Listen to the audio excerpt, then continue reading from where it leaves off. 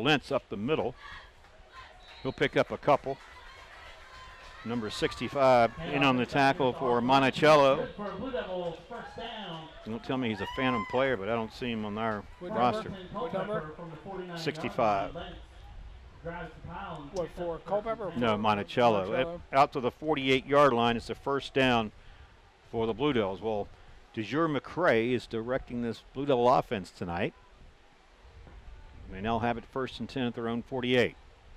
Oh, we got a fumble in the backfield. It's bad exchange from the quarterback to the running back, and McCray forced to fall on it at the 45-yard line. He'll lose 3 yards. It'll bring up second down and 13. And this broadcast is made possible by Battlefield Automotive, a keystone of service and a cornerstone of our community. Battlefield Automotive at 547-3673. Fortunate there, Mark. Fortunate there that they didn't lose that ball on that fumble by McCray and that bad exchange. Yeah, definitely a bad exchange. Now there's 2 receivers to the left, 2 to the right. McCray, long snap count. We got movement. We got the man who jumped is number 65, and again, don't have him on that Monticello roster. We have a phantom player every game, don't we? Yeah. Offside penalty goes against the Mustangs. It always happens. Well, the offsides will push the ball just past that midfield mark. 2nd and 8 for the Blue Devils. Brings up 2nd and 8.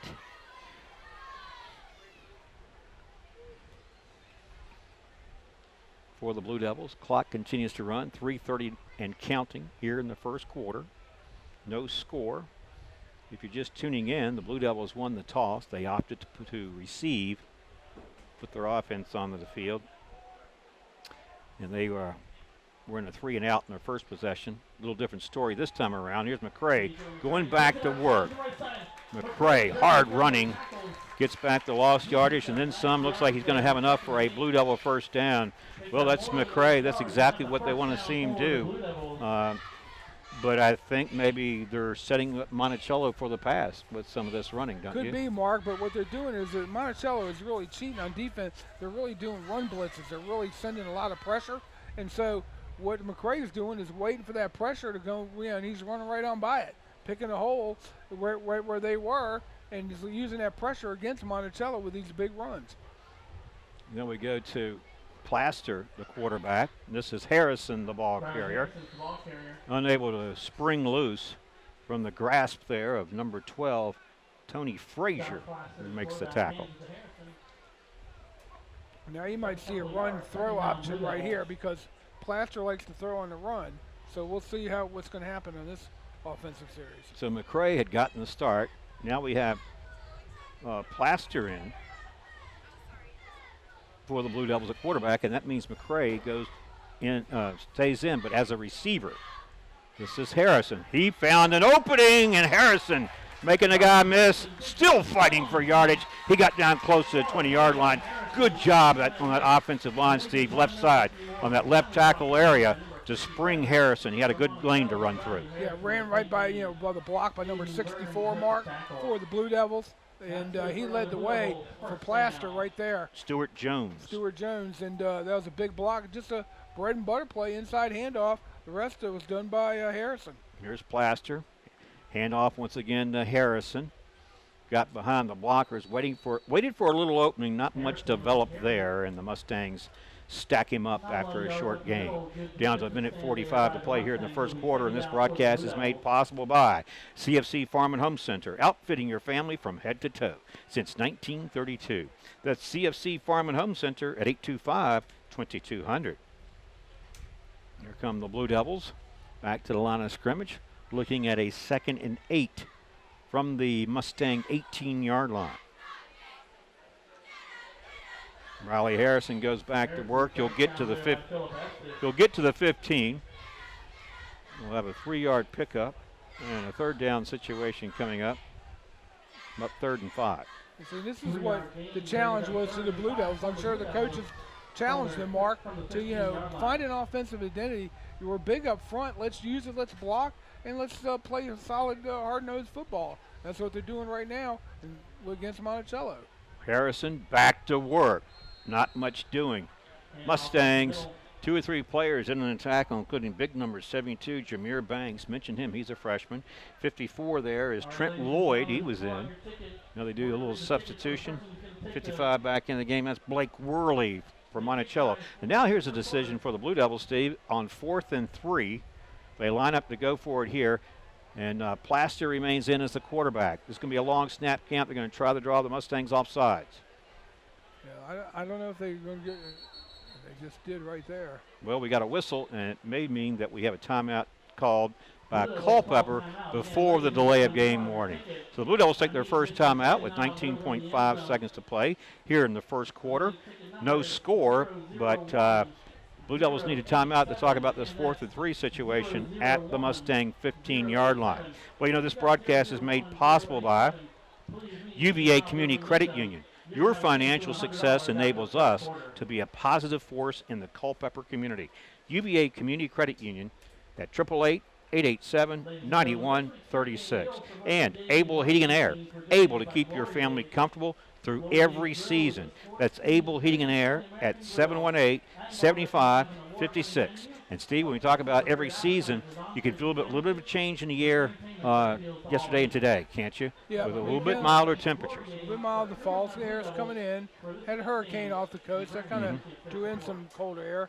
But it looks like Culpeper is going to try the field goal here, Mark. All right. Well, the holder is going to be number 11, Josh Plaster, who had been in on this series as quarterback, and now Barros will try this one from the 20-yard line. This will be a 30-yard field goal attempt. He gets the snap down. The kick is up. It's definitely long enough, and it is good. So Barros connects from 30 yards out. And we got a field goal by the Blue Devils and our first points of the night. Yeah, and if Barros can do that, Mark, that's a good weapon to have in high school.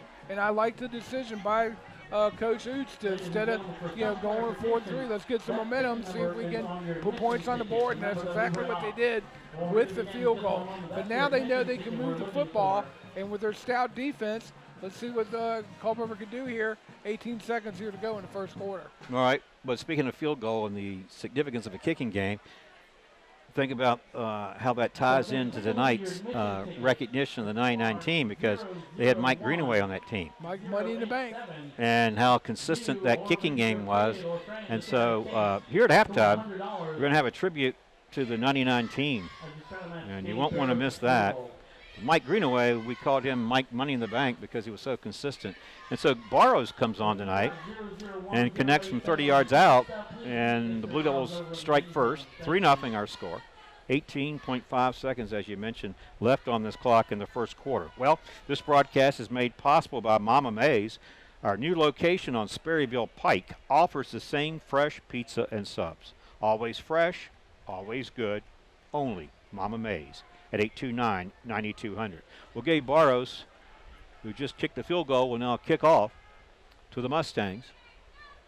And I think you're right, Steve. It was very important that the Blue Devils come away with something there. Yeah, because then that drive would have been for naught, and then it was like you got to come away with some points, and they were able to.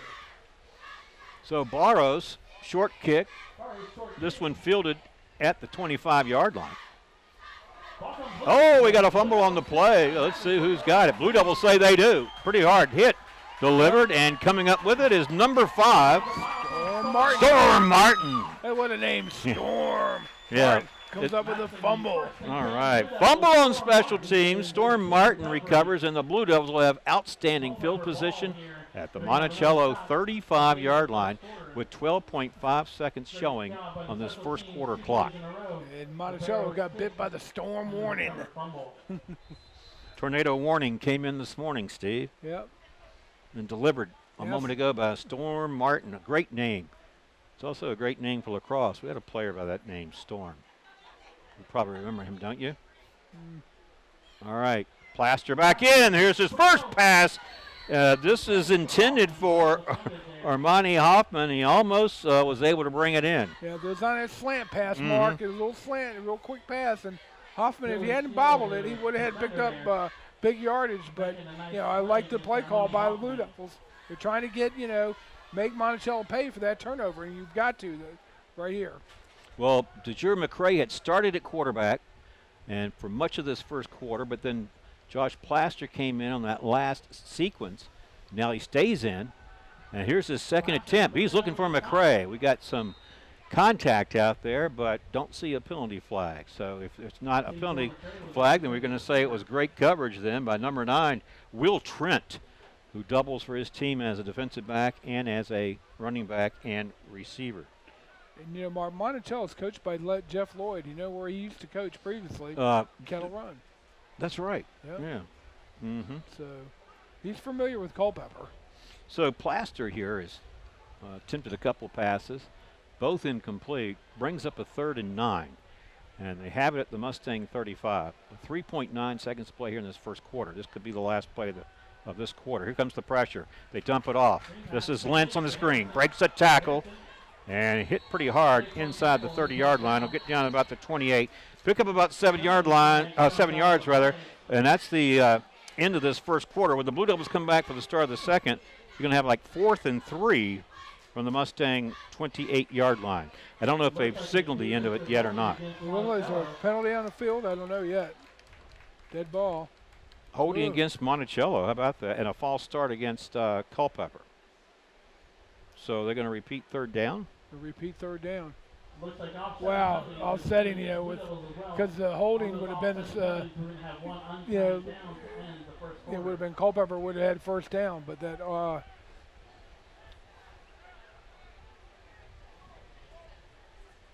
the penalty against the Blue Devils hurt them. So now it's offsetting penalties. So they don't signal that the first quarter is over either. Try 3rd and 10 for the Blue Devils. But they say it's 3rd and 10 now. Yeah, it's because the penalty can't end on a quarter can't end on a defensive foul on a defensive penalty. Okay, so looks like we're replaying the down then. Yeah, but since it was offsetting, you got to replay it. Okay, so it is 3rd and 10. Blue Devils at the Mustang 35. Josh Plaster, quarterback. Riley Harrison, the ball carrier. Tries to bounce out of that pack. Nowhere to go. There he is again, and that's Jameer Banks making another tackle, and that's how the quarter will end here at Broman Field with our score.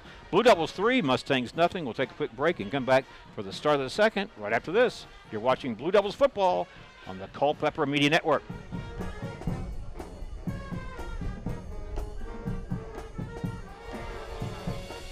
Not everyone is an HVAC expert. Luckily, with 20 years of experience, Able Heating and Air can answer any and all questions you may have about your system. Peace of mind and knowledge that you've made the right choice because they are able to keep your home comfortable. Able Heating and Air. Battlefield Automotive is proud to continue support of our high school youth and the Culpeper community. Winner of the prestigious Ford President's Award for a record 13 consecutive years. Battlefield Automotive, a keystone of service and a cornerstone of our community. CFC Farm and Home Center, hometown service since 1932. Finding the right outerwear for the job is difficult. Luckily, you'll find Carhartt clothing, Red Wing, and Irish Setter boots. From head to toe, it's easy to outfit with CFC Farm and Home Center. Found in Sons Funeral Chapels has made it their business to provide solutions during difficult times for over a quarter of a century. During that time, they've also made an investment in our youth through football, basketball, softball, baseball, lacrosse, and 4-H, among other projects. Good luck to tonight's teams, and do your best. Mama May's Pizza and Subs at our new location on 620 Sperryville Pike still serves you the best in pizza, subs, salads, and so much more. Always fresh, always good, only Mama May's. UVA Community Credit Union is a not-for-profit financial cooperative owned by individual members like you. Your financial success enables us to offer better products and services to all of our members and to be a positive force in the Culpeper community. Welcome back to our broadcast. We're at Broman Field at the start of the second quarter. Mark O'Connell, Steve Peacock, Johnny Krawczyk with you tonight on behalf of the Culpeper Media Network. And here in the press box with us, Marshall Connor. I think 20 years ago he was a sports center at the Star Exponent when the Blue Devils won that state championship. Yep. And he's got a lot of memories, and he has shared quite a few of those. As we start the second quarter, here's 4th down, and we'll have a punt by Holland. Kicks this one away from the possible return and downing it. Number 8 for the Blue Devils, Osmond Reindorf. And the Mustangs will have it inside their 15-yard line, it looks like, as we start the second quarter. All right, Steve, your thoughts about the first quarter from the perspective of both teams? Well, from the Blue Devils' perspective, that they came out, and it looked like first, looked like Monticello was going to run all over them and move the ball down the field. Culpeper didn't do much in the first offensive series, but after the turnover, they were able to come back, and Blue Devils were able to get their identity offensive-wise, and they stood up defensively, and that's why they're leading 3-0 right now. All right, here is Malachi Fields handing off to the running back there. Made a nice cut. Got out to the 20-yard line. That was number 27, Tyler Wright. He's been sort of the go-to running back tonight for the Mustangs so far. See, the key to being a good running back, Mark, is having not only good breakaway speed and good first step, but also vision to see where the holes are and how they open up and be able to hit the hole. All right, he picked up 7, did right, and it's 2nd and 3 for Monticello. Fields is going to keep it. He's going to run into a stiff challenge there. I think really led by number 68, Bracken Hibbert, sort of stuffed that one with some help from his teammates. Yeah, and that's what they need him to be, Mark. Just stuffing that run right up the middle, causing all sorts of problems, and let the linebackers clean it up. Got a 3rd and 1 here from the 23-yard line. And Fields, 4 receiver set there. He fakes it, keeps it, left tackle, breaks the tackle, and then lowers his shoulder out to the 35-yard line, where he was tackled by Gabe Barros. All right, ladies and gentlemen, we do have a winner. And it's a first down. He needed 4. He picked up 12. See, he's their whole offense. And see, Culpeper defense has got a key on him. If they got a big 3rd and long or 3rd and short, they know he's going to have the ball in his hand. So they've got to, wise up to that and, make the play. And we haven't really seen him thrown much. I mean, the one pass he threw in that first quarter was intercepted. Yep. Here it is now. He's thinking about passing. Pump fake, throws it long, got a receiver. This one caught. He bounced off the first defender, then spun his way forward, did Will Trent. Well, he's one of those players we talked about who's very key for Monticello because he does a lot of things. He's a receiver, he's a defensive back, and he's a kick returner, and that was a big connection there all the way out to the Culpeper 47-yard line. Again, it's fair for Culpeper's defensive back to wrap him up on the initial hit. Kids got to learn. You can't just lower your shoulder and hope he's going to go down. 18 yards and a first down on that pass play. Blue Devils showing pressure. Now they back off. Monticello has it 1st and 10, Culpeper territory. Fields going to keep it. Can he get past that contain end? And he does a little bit as he spun forward. Blue Devils do a nice job of swarming to the football there, and they hold Fields to a 2-yard pickup. They'll mark it at the 46. We'll give him 1 rather. It'll be 2nd and 9 from that spot. And Monticello wants to do to Culpeper what Culpeper was doing them with DeJure McCray in the quarterback. Right. Trying to find Fields to see if he can break that containment on the edge. From the 46-yard line of Culpeper go the Mustangs. Here's Fields throwing in the flat out there. This one a little short. Intended for the receiver, number 15, Jason Armstrong. Incomplete. Now we'll have a 3rd and 8. But the one thing that Culpeper also has got to be worried about, Fields can throw it. He's got a good arm, so he can wing it. And likely his go-to guy would be number 9, Will Trent. Let's see if they go to him here. And they spread it out. 2 receivers to the left, 2 to the right, including 1 there in the slot. Here's Fields. Protection holds up. This one caught. And it's going to be a first down as Chase Hummel gets down close to the Blue Devil 30-yard line. That's a pickup of 16 yards. They're going to mark it to 31, so it's 15. They move the sticks. First down, Mustangs. They have it at the Culpeper 31. 9:18 to play here in the second quarter. Blue Devils currently on top, 3-0, thanks to a 30-yard field goal by Gabriel Barros. Now the Mustangs are driving. Well, that was easy right there. He had plenty of time to throw it, and he just threw it to the open receiver who sat down that zone defense for Culpeper and was able to complete the play. Here's Fields. Spun away from the first defender. Penalty flag down as Austin Lentz and number 51 for Culpeper, Joe Lambe, combined for the tackle. Let's check the penalty.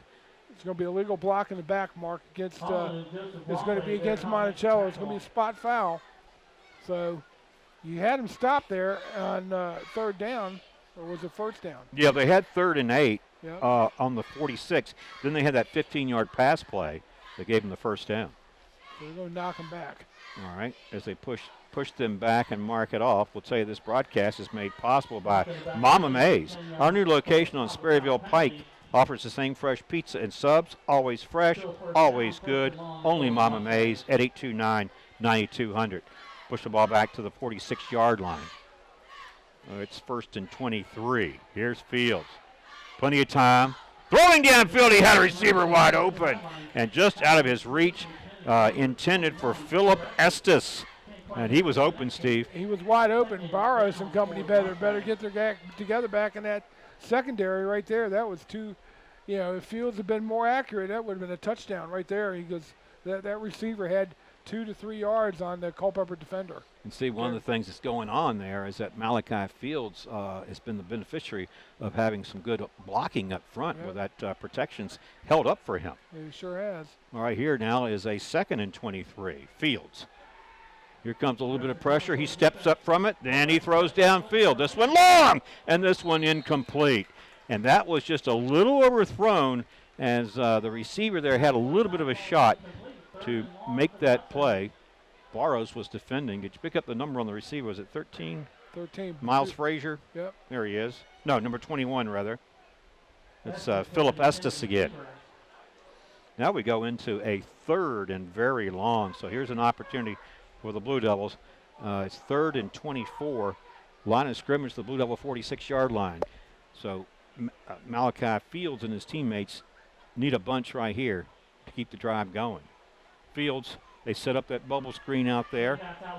Will Trent gets some of the positive yardage out to the 40, picked up 6, well shy of what they needed for a first down. Going to bring up a 4th and 18. And I'm thinking if you're Monticello, you'd probably punt it here and play field position. I would think they would, but let me see if they bring on the punt unit. Yeah, they do. Let's check who's back deep for the Blue Devils, Steve. 11, number 11. That's Plaster, isn't it? Yep. Yeah, Josh Plaster. Jack Culbreth is the punter. Well, Jack Culbreth is the punter. Going to stand about his own 45-yard line.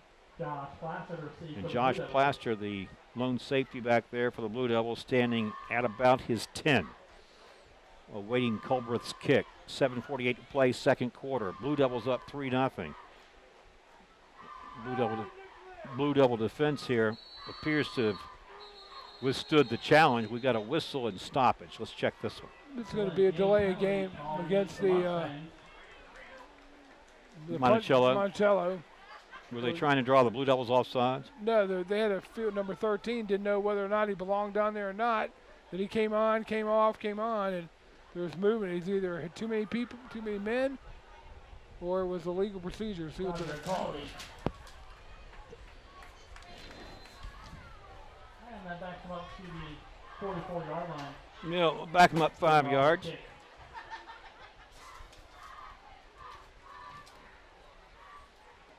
All right, here's Culbreth's kick. It's a high kick. It's a short one. This one won't be returned. It's going to go out of bounds. Let's check the spot. Somewhere near the 20-yard line, it looks like. It's going to be the 19. That's where the Blue Devils will take over on offense. See, the Blue Devil defense withstood that challenge because Monticello had put together a drive. It started at their own 14-yard line. They had moved it down to the 31 of Culpeper. Then things didn't go so well. No, it didn't. And their defense held. And Mark, right now, Culpeper's got to ride their defense. Their defense has given them an identity. Yeah, they gave up a few yards in the middle of the field, but they're able to take control and now force Monticello to punt. But let's see if they can get untracked offensively. And with, Plaster is back in the quarterback again. Sure is. And here he is on first down. Short throw over the middle, incomplete. And he tried to get it there to his receiver, number 2, Joseph Crenshaw. And that's a guy they want in the mix, too, because he's got good height. He's a tall target. Incomplete. Good defensive play made. It'll bring up 2nd and 10 from the 19. I know Coach J.T. Thompson knows cringing every time Crenshaw gets hit because he's a heck of a basketball player. And And Coach Ford was able to convince him to come out for football this year. He's a heck of an athlete. Well, DeJure McCray got the start at quarterback for the Blue Devils, and then late in the first quarter, Josh Plaster came in for his reps. McCray went in to the receiver slot. Here's Harrison straight ahead. Good running out to the 25. He'll pick up 6 yards. It's going to bring up 3rd and 4. 7:15 to play, second quarter action. Blue Devils up 3-0. Courtesy of a 30-yard field goal by Gabe Barrows. Here is 3rd and 4 coming up for Culpeper. Mark, let me tell you why that run to 6 yards by Harrison was important. Because now, it's 3rd and 4. You're more manageable to pick up first down than you were at 3rd and 8 or 3rd and 9. So let's see what they draw up here. Plaster has Riley Harrison back there as the tailback. And here is a little bit of an opening for Harrison, who fights his way forward across out to about the 28-yard line. Looks like he's going to be a little bit shy of first down. Going to be shy of first down. Now it's going to be 4th and about a yard. What do? Go for it here deep in your territory? It looks like they are. Well, I think they probably try to draw them off sides, don't you? Well, yeah, they go with the sucker play first, but Coach Lloyd and his staff will be tuned to that. Now what do? You got McCray in there, and you got Plaster. Do you gamble here and say we got Riley Harrison, we ought to be able to get a yard? Yeah, it's a challenge to your offensive line. I would. I mean, go for it right here and say, look, now they're big up front, but you got to get the yard. We got a whistle, and it looks like we're going to have a timeout called. Was it? Culpeper calls it second timeout, and that's a good time to call one. 4th and 1 decision coming up soon. Well, this broadcast is made possible by Found & Sons, investing in youth at all levels to help make tomorrow's leaders. Found & Sons at 825-3530. Battlefield Automotive, a keystone of service and a cornerstone of our community. Battlefield Automotive at 547-3673. And CFC Farm and Home Center, outfitting your family from head to toe since 1932. CFC Farm and Home Center at 825-2200. And you're looking at Brandon Oots, the defensive coordinator and acting head coach right here, talking to his offensive unit. They've got a decision on 4th and 1 after this timeout. Yeah, you got to like Coach Oots and his gambling ways. I mean, they're going to go for it. They're going to want to sit there. I wouldn't line up in shotgun. I don't like this in high school. Why do you get in shotgun on 4th and short? Get right up underneath center. Well, they bring McCray back in at the quarterback position. Plaster comes out. So here on 4th and 1, you've got McCray back there. And we got movement. McCray takes it. He's going to bounce to the outside. He gets away, gets the edge. He's got more. There goes McCray, and here comes the chase. And he's hit from behind. The ball is loose. It's in the end zone. Who pounces on it? It would be the Mustangs. It is. Well, we're going to have to see. I think if the Mustangs pounce on it, they get the ball at the 20-yard line, Steve. But McCray had first down yards. He had daylight ahead of him. And I didn't see the defender who came up, but he stripped him from behind and forced that turnover. What an outstanding play on both sides of the football. Did you see the closing speed of Malachi Fields? Is that? Yeah, it was Malachi Fields. You're right. He just came like a bullet. That's why colleges are just drooling all over him. But he ran down to DeJure McCray, which is no easy task, punched the ball out. When the ball gets into the end zone, thought Culpeper might have fallen on it, but it looks like they're going to award it to the Mustangs. And, Mark, we got to go to replay and watch this. Yeah. Here it is right here. McCray. It looked like somebody might have moved up front. Thought maybe they got the flag. McCray takes it around the right end. He gets breaks free for a long, looks like touchdown. Malachi Fields running him down, punches the ball out. And then, of course, Monticello falls on the end zone. Well, and then, that was fortuitous for the Mustangs, of course, was McCray. They went to him on 4th and 1, and it looked like they may have had him stop, but he got the edge when he got away from that first defender, and then, wow, foot race to the end zone, as you pointed out. Fields caught up with him. I think maybe he was able to get a good sort of punch, if you will, on that ball to jar it loose. It was, and I was just so impressed by that closing speed of Fields. Yeah, There's amazing. nobody there was going to catch him. All right, no gain on that first down play. Here's Fields on second down. On the option. Here's the toss. And a nice defensive play made by Joseph Holland. They played the option really well, and he brought down the running back there, number 27, Tyler Wright. And it's going to bring up third down, and really 10. We'll call it 9. See, for a minute there, Mark, on that punch out where that fumble by McCray, I thought maybe the ball went out of bounds, but it just almost went out, but it stayed in. But great play by Joseph Holland. That defense on that option stayed home and read the pitch man perfectly. Here's Fields again. The protection holds up. He airs it out long, wide open and caught near the 40-yard line. Al, he got past the defenders there. Number 12, Tony Frazier. Longest play of the game for the Mustangs, all the way out from the Mustang 21-yard line all the way down to the Blue Devil 24. And Mark, that was a miscommunication breakdown in the secondary. Jerry McCray was pointing to one of his teammates saying, you have that responsibility, you didn't come over, and he didn't. There was no safety coverage over there. That's why he was wide open. And again, see if the Blue Devil defense can hold here and keep them, the Mustangs out of the end zone. 55 yards on the play. And Fields on a low snap is going to keep it. And the Blue Devils will hold him to a nominal game there.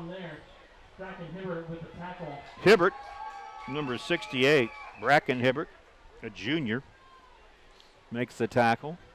Line of scrimmage now the 21. Second down and 8 for the Mustangs. 3:31 to play. Clock ticking. Second quarter. 3-0 Blue Devils, but the Mustangs are on the move. Here's the short pass. Caught and then tackled pretty quickly after the catch. A couple of Blue Devils in there. Cam Buchanan in on the tackle, as was Joseph Holland, number 11. So now we'll have another third down situation for the Mustangs. The last time they had a third down, they completed that 55-yard pass play. Let's see what happens here on 3rd and 8 from the 21. Low snap. Fields does a good job of getting possession. Throws over the middle and into the end zone. Touchdown, Monticello. It is Will Trent on the receiving end of that good-looking pass by Malachi Fields from 21 yards out. And the Mustangs now on top, 6-3 with 2:43 to play. Steve, did you see a breakdown in that one? Yeah, big breakdown in defense, Mark. No middle coverage right there. Again, miscommunication. You had your two safety deep, but you had the linebackers, I guess, trying to blitz, and there's just a receiver. He just found Fields just found the hole in that zone defense. Well, if you're gonna play zone that deep in your own territory, you better lock up and find that receiver. And Culpeper didn't. That was an easy throw and catch touchdown. Well, Jack Culbreth's point after is no good, and that might mean something later in the game as this one plays out. We've missed extra point. So our score, Monticello 6, Culpeper 3, with 2:43 to play here in this second quarter. So the Mustang offense, see if we go back and look at that drive. Monticello started on its own 20-yard line. And they looked at a 3rd and 9 from the 21. And then they completed a 55-yard pass all the way down the Blue Devil 24 to set up this go-ahead touchdown. Yeah, they did. And Mark, and what it was, again, miscues by the Blue Devil defense, giving up easy plays, but especially down there at the end zone when they played that too deep zone. I don't understand why you're doing that. You should have been playing man-to-man. It was just wide open in the middle, and that's what Monticello, they're well coached. Jeff Lloyd's a good coach. He's a state champion coach. He coached Manassas Park to a state championship before he came on to Kettle Run. He started Kettle Run's program, left there now trying to rebuild here at Monticello. And again, you've got to be on. He's going to be their well-coached team, and that they just exploited the holes what the Blue Devil defense gave them. All right, well, Culbreth, who missed the extra point, has teed it up to kick off to the Blue Devils. There's the Monticello kicking team. McCray, one of the deep men for Culpeper, Here's Culberth's kick. The line drive is going to make its way to the end zone for the touchback. Blue Devils will have the ball at the 20-yard line, trailing 6-3 with 2:43 to play here in the second quarter when they start back on offense. Well, this broadcast is made possible by UVA Community Credit Union. Your financial success enables us to be a positive force in the Culpeper community. UVA Community Credit Union at 888-887-9136. And Able Heating and Air, able to keep your family comfortable through every season. Able Heating and Air at 718-7556. All right, here are the Blue Devils back on offense. Will it be McCray? Will it be Plaster? It looks like it's going to be McCray, as the Blue Devils here will start this possession from their own 20. Let's try to see if we can get an update of the Eastern View Albemarle game. Here's McCray looking for a little running room. The switch directions and a penalty flag comes in after McCray had picked up 3 or 4 yards. That usually indicates holding, Mark, and it is. It's going to be Blue Devils. Here it comes. There's your signal. Easy one for you to call, isn't it, Steve? When you throw it in a line like that, there's only 2 calls, holding or face mask. So, what is Monticello? They're going to push them back. Okay, mark off 10.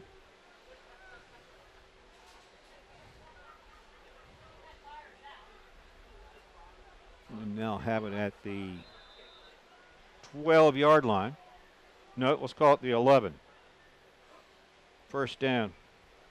About 19. Airing it out. Trying to get up under it is McCray. And he ran out of real estate as good coverage there. Made by Will Trent. I just got an update from Johnny Krawcheck, the station manager and extraordinaire, and does everything for Culpeper Media Network. Update on the Albemarle Eastern View score. Eastern View 34, Albemarle nothing. Second quarter. Second quarter. Can you say route? Yes. And the train at Eastern View keeps rolling on. It sounds like you might have a continuously moving clock in that second half. Yeah, sounds like it to me. Well, so we applaud Eastern View for its efforts. Here's a screen pass. This one going nowhere. Austin Lentz. I like this one smelled out, Steve, by number 12. Tony Frazier make the stop, brings up 3rd and long. I like the play call, but again, Monticello was sitting there waiting for it. You got to go back doing what you were doing, moving the football. I like it when McCrae's in there because that keeps Monticello guessing. But with Plaster in there, they know he's in there to throw. They're going to try to put pressure on him, and he's got to hand off to the running back, and that's playing right into Monticello's strength. They're big and strong up front. All right. 3 receivers for the Blue Devils to the right, 1 to the left. That's McCray. Plaster on 3rd and 15. Here he goes. Throwing to no one, as no one was out there. Could there be a holding? I think the Blue Devils wanted that call, but I don't see a yellow flag. That's going to bring up 4th and 15. And that means the punting team for the Blue Devils. Punting team for the Blue Devils. And now, Mark, you got to be careful back here because you don't want to have disaster. Joseph Holland is standing right at the goal line to potentially kick this one away. And better check that return man. Is it number 8? Nope, it's not Malachi Fields. It's someone else. Try to pick up that number here in just a second. Here's Holland on 4th and 15. It's a good snap. Here's his kick. This one, this was dangerously played. It was touched and picked up by the Blue Devils. And I don't know if they can return it on the they can't return it, but they can recover it. They can recover it, and it was touched by that defender, and I think he made a questionable decision to try to bring that one in. Did he make it? But the question is, did he signal for a fair catch? I didn't see him signal for one. No, I didn't either. So doesn't mean he didn't. So this is Culpeper's ball. It should be. They can't advance it for a touchdown, but Monticello did muff it. Good ball. Here comes the call. See the official in the white hat. He's going to make it here.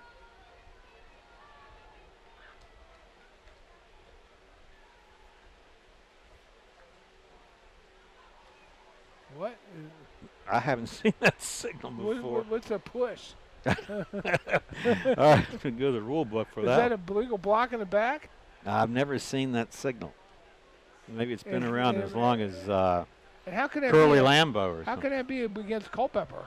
If they're the punt team, how can you illegally block in the back? What's the call? Did they say, is that call for, I you know, guess running they into the returner? Run into the return, didn't give him enough room. Got to Yeah, kick it yeah. over. Yeah. So Well, so they kick it over, and I mean that. Holland's going to stand right where he was, that right at should've the been goal line. That should have been Culpeper's ball. Here's the kick, another short kick. They kick away from the return man, and it's going to go out of bounds near midfield. Yep, 49 to be exact to Culpeper. With 1:22 to play here in this second quarter. Mustangs on top 6-3. They have a touchdown to their credit. They have a missed extra point, and the Blue Devils have a 30-yard field goal by Gabriel Barros, and that summarizes our scoring so far.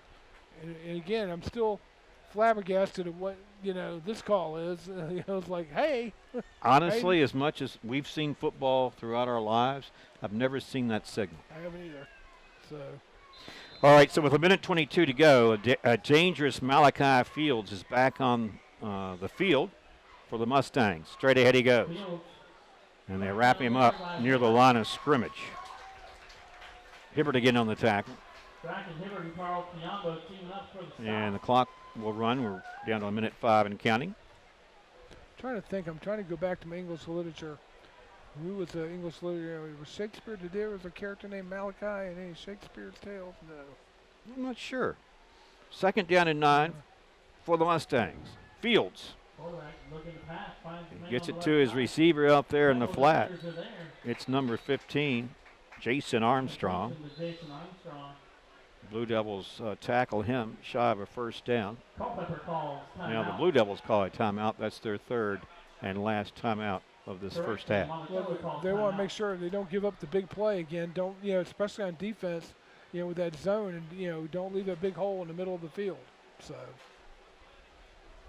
on that. Ball is at the 43-yard line, and it's going to be 3rd and 4 after the timeout. Now you're looking at Coach Oots and the defensive unit. As you said, Steve, important third down play. I mean, you don't want to give up a big play here late in the second quarter. You only have 46 seconds showing on the scoreboard clock, and you're down 6-3. Now, one thing about it, the Blue Devils won the toss and opted to receive that opening kickoff. So when we come back for the second half, we'll be kicking off the Monticello. So it's going to be important here how they finish. Very important, good statement, Mark, because they cannot give up a score here or a big play here, because they're going to be giving the ball right up to Monticello to start the third quarter. Okay, let's see what Fields draws up. He's back. Now here comes some pressure. Runs away from it, steps up, breaks the tackle, has first down yardage, and he got down to about the 35-yard line. Wow, they had him, it looked like, and he picked up a good 8 yards on the play and a first down. Poor tackling, Mark. That's all that was. You can't arm tackle an athlete like that. You got to wrap him up. When you get your hands on him, you got to be ready to be pulling him down. So 1st and 10, they move the sticks. Mustangs have it at the Blue Devil 35 with 36 seconds to play here in this second quarter. Here's Fields. Gets a few more blocks. He's looking downfield. Now he runs away from him. He's at the 30, 25, 20. He slides into, we'll see, about the 19-yard line there. And that's going to be a pickup of another 16 yards and a first down. And it looks like we're going to have a timeout taken by Monticello. So now they're moving. They'll have it at the Blue Devil 19-yard line. 1st and 10 with 24.9 seconds exactly to play in this first half. So, Steve, go to how critical it is for the Blue Devil defense here to stop them before the end of this first half. It's all Fields. You got to keep an eye on him. I know the problem is he's a dual threat. He can run and he can throw it, and you got to put pressure on him. And then when you put pressure on him, that leaves a lot of pressure on your secondary to make sure that you got those receivers from Monticello bottled up. And then when they look like they got the receivers bottled up, they're not putting any pressure. They're playing more of a cover defense in the secondary. Then Fields got all day to run around, and that's what he's been doing, picking up those big yardage. But you got 25 seconds here to go, here in the first half, and Monticello up 6-3. You don't want them to be going up, scoring 6 points and going up 12-3 or 13-3 with the extra point. And Blue Devils got to give them the ball to start the second half, rather. All right, after the timeout, here's Fields. Throws incomplete. There again, though, Steve, he had ample time to decide what he wanted to do, and he tried to get it to his receiver, Chase Hummel, and that was underthrown. Stops the clock. It'll be 2nd and 10 now, Monticello from the Culpeper 19 with 19 seconds to play in the second quarter. Well, Coach Houston's staff, they don't want to give up pass play, Mark. So what they're only rushing 3. See, and now what do you do with Holland? He's the kind of the odd man out. Does he cover or does he blitz? Interesting package here on this right side for the Mustangs. They bunch them up there. 3 receivers and 2 to the left. Empty backfield for Fields, who steps up away from the pressure. Here it comes. He got away from one tackler, makes another miss, and then finally Riley Harrison brings him down near the 10-yard line. He's going to be about a yard shy of a first down. Boy, there again, Fields showing just how dangerous he is when he gets in the open field, Steve. It's hard to bring him down, it looks like. Well, they got their final timeout, one last play, 6.2 seconds to go. Culpeper has got to come up with a stop right here. Don't worry about first down because you only got 6 seconds. You just got to keep them out of the end zone. 3rd and 1. Ball at the 11. 6.2 seconds, as you pointed out. You're looking at the Mustang offensive unit and number 8. Everybody knew about number 8 coming into tonight's game. Yep, everyone did. Fields, they knew about him, but that's what you got to watch out for. So our score is 6-3 in favor of the Mustangs. And here was 6.2 seconds, and they have 3rd and 1. They probably have time for at least 1, maybe 2 plays before the end of this first half. Nah, well, they're going to line up for a field goal. How about that? Oh, okay. Interesting. All right, so the spot's going to be the 17, 18, let's call it. 28-yard field goal coming up in just a moment by Jack Culbreth, and the holder is Malachi Fields. Watch for the fake. And listen for the whistle, because we had one. Timeout taken by Culpeper. Well, I thought they had expended their timeouts. That must have been their last one. Okay, now, decision. They show the Blue Devils that they're going to line up for a field goal. At least they did, with 6.2 seconds to play. They got 3rd and 1 from the 11. This would be, if the Mustangs opt to try a field goal, would be a 28-yard field goal attempt. It's probably a good call for them. What can the Blue Devils change up here to? Well, they want to try to block it. It's a good call because on 3rd down, if you mess it up, you got another try. Because 6.2 seconds, you only have one offensive play to get in the end zone, and if they don't, then Culpeper, Culpeper wins in the eyes of momentum. And so, I know what Coach Lloyd and his staff say. Hey, if we can put up a field goal, go up 6 points, we got the momentum going into halftime. We move the ball, and then we get the ball start the 3rd quarter. Blue Devils want to come with a big play here and see if they can block that field goal. And he missed the extra point, so nothing's guaranteed from this field goal kicker. Well, here's Culbreth. He's going to try it from 28 yards because the spot is going to be the 18. High snap. Fields gets it down. Here's his kick. This one is no good. So the Blue Devils, would you say, dodge a bullet there? But and with 2.6 seconds to play. But you got another down. The score remains 6-3. Yeah, but, he did it on 3rd down. Don't they get another down? I don't think so. I think if you try it, that's what I was thinking when you said it. I didn't think you get 2 shots at it. Well, I knew you would get it if you made a mistake or, if you like botched it or something, you get another shot at it. So either way now, the Blue Devils come back on offense from the 20-yard line. I would imagine they run the clock out here and will be content to get to the locker room down only by 3 points. And they actually could be down by, 7? Yep, by 7.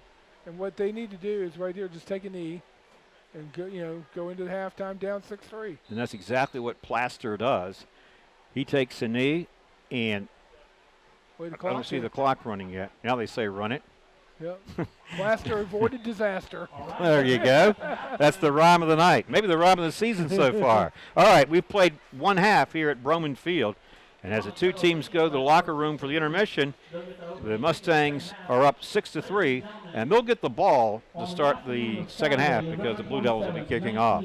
All right, and we're going to take a break, and we hope to have some special guests along the way tonight. So stay tuned. You're watching Blue Devils football on the Culpeper Media Network in this, the 20th anniversary of the 1999 state championship team. Not everyone is an HVAC expert. Luckily, with 20 years of experience, Able Heating and Air can answer any and all questions you may have about your system. Peace of mind and knowledge that you've made the right choice because they are able to keep your home comfortable. Able Heating and Air. Battlefield Automotive is proud to continue support of our high school youth and the Culpeper community. Winner of the prestigious Ford President's Award for a record 13 consecutive years. Battlefield Automotive, a keystone of service and a cornerstone of our community. CFC Farm and Home Center, hometown service since 1932. Finding the right outerwear for the job is difficult. Luckily, you'll find Carhartt clothing, Red Wing, and Irish Setter boots. From head to toe, it's easy to outfit with CFC Farm and Home Center. Found in Sons Funeral Chapels has made it their business to provide solutions during difficult times for over a quarter of a century. During that time, they've also made an investment in our youth through football, basketball, softball, baseball, lacrosse, and 4-H, among other projects. Good luck to tonight's teams, and do your best. Mama May's Pizza and Subs at our new location on 620 Sperryville Pike still serves you the best in pizza, subs, salads, and so much more. Always fresh, always good, only Mama May's. UVA Community Credit Union is a not-for-profit financial cooperative owned by individual members like you. Your financial success enables us to offer better products and services to all of our members and to be a positive force in the Culpeper community. On the afternoon of Saturday, November 27th, 1999, the Culpeper High School football team, under head coach Lou Sorrentino, pulled off one of the biggest upsets in Virginia football history by defeating four-time defending state champion Hampton High School in the state semifinals 20-17 in double overtime, while being a 48-point underdog. The next week, they would beat Henrico 21-12 to win the state championship. The 1999 football season brought this community together in a way it had never seen before. As once stated by linebacker Daniel Winning, it's sort of amazing how this has brought everyone together. This is something the people of Culpeper can really call their own. So we were playing not just for ourselves and our coaches, but for the whole community. Blue Devil football was the buzz around town. You could find congratulations and well wishes extended on hotel marquees, T-shirts, mugs, banners, and even through church sermons. In the fall of 1999, everyone in Culpeper was trying to catch a piece of this team because for so long they had to go outside of their own town to find their heroes and their celebrities. The young men on this team were not only our heroes, but they were Coach Sorrentino's heroes. In a message from Coach Sorrentino, he stated that besides the birth of his children, the 1999 state championship was the greatest thrill of his life. While he is unable to be with us this evening, he does want to say thank you to the passionate fans, dedicated coaches, staff, and most of all, the incredible young men who made a dream come true for him and this community. Ladies and gentlemen, would you please stand as we welcome to the field the 20th anniversary of our 1999 Virginia AAA Division V State Championship team.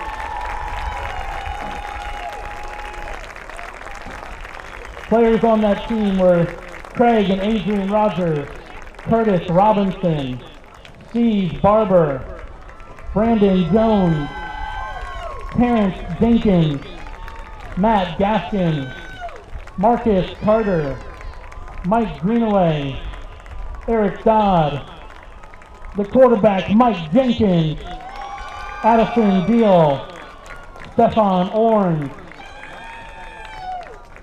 Brandon Sutter, Daniel Winning, Jermaine Trout, Frankie Puller, Jeremy Bailey, Philip Young, Mark Hoffman, Freddie Struther, Joe Norris, Trevor Bach, and Ryan Bach. Jeremy Pearson, Brandon Lambert, Greg Mills, Bobby Jenkins, Jonathan Inskip, Andrew Stanley, Jason Miller, Chris Taylor, Andrew Hawkins, Kyle Kennedy, Tynan Edwards, Drew Jenkins, Kyle Sturgeon, Kenny Jenkins, Jonathan Brown, Russell Ayler, Brian Duncan, Jason Mosley, Kevin Mays, Chris Glasgow, Gabe Fuller, Brad Cable, Rynell Berryman, John Cagle, Edwilla Dawes, and Chris Smith.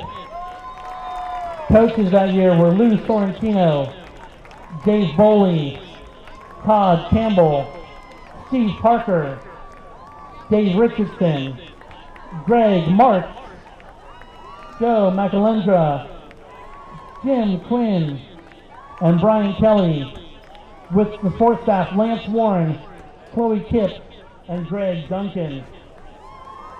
Ladies and gentlemen, put your hands together for a fantastic team, your 1999 state champions.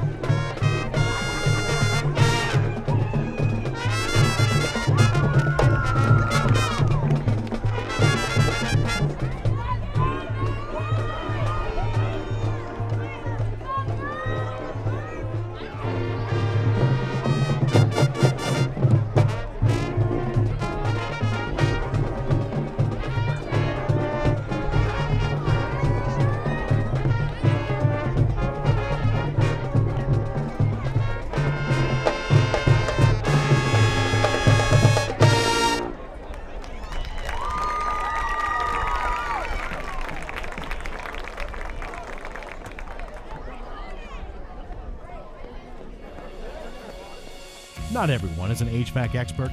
Luckily, with 20 years of experience, Able Heating and Air can answer any and all questions you may have about your system. Peace of mind and knowledge that you've made the right choice because they are able to keep your home comfortable. Able Heating and Air. Battlefield Automotive is proud to continue support of our high school youth and the Culpeper community. Winner of the prestigious Ford President's Award for a record 13 consecutive years. Battlefield Automotive, a keystone of service and a cornerstone of our community. CFC Farm and Home Center, hometown service since 1932. Finding the right outerwear for the job is difficult. Luckily, you'll find Carhartt clothing, Red Wing, and Irish Setter boots. From head to toe, it's easy to outfit with CFC Farm and Home Center. Found in Sons Funeral Chapels has made it their business to provide solutions during difficult times for over a quarter of a century. During that time, they've also made an investment in our youth through football, basketball, softball, baseball, lacrosse, and 4-H, among other projects. Good luck to tonight's teams, and do your best. Mama May's Pizza and Subs at our new location on 620 Sperryville Pike still serves you the best in pizza, subs, salads, and so much more. Always fresh, always good, only Mama May's. UVA Community Credit Union is a not-for-profit financial cooperative owned by individual members like you.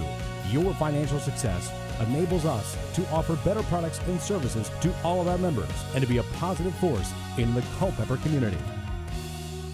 All right, welcome back to our broadcast. It's halftime here at Broman Field.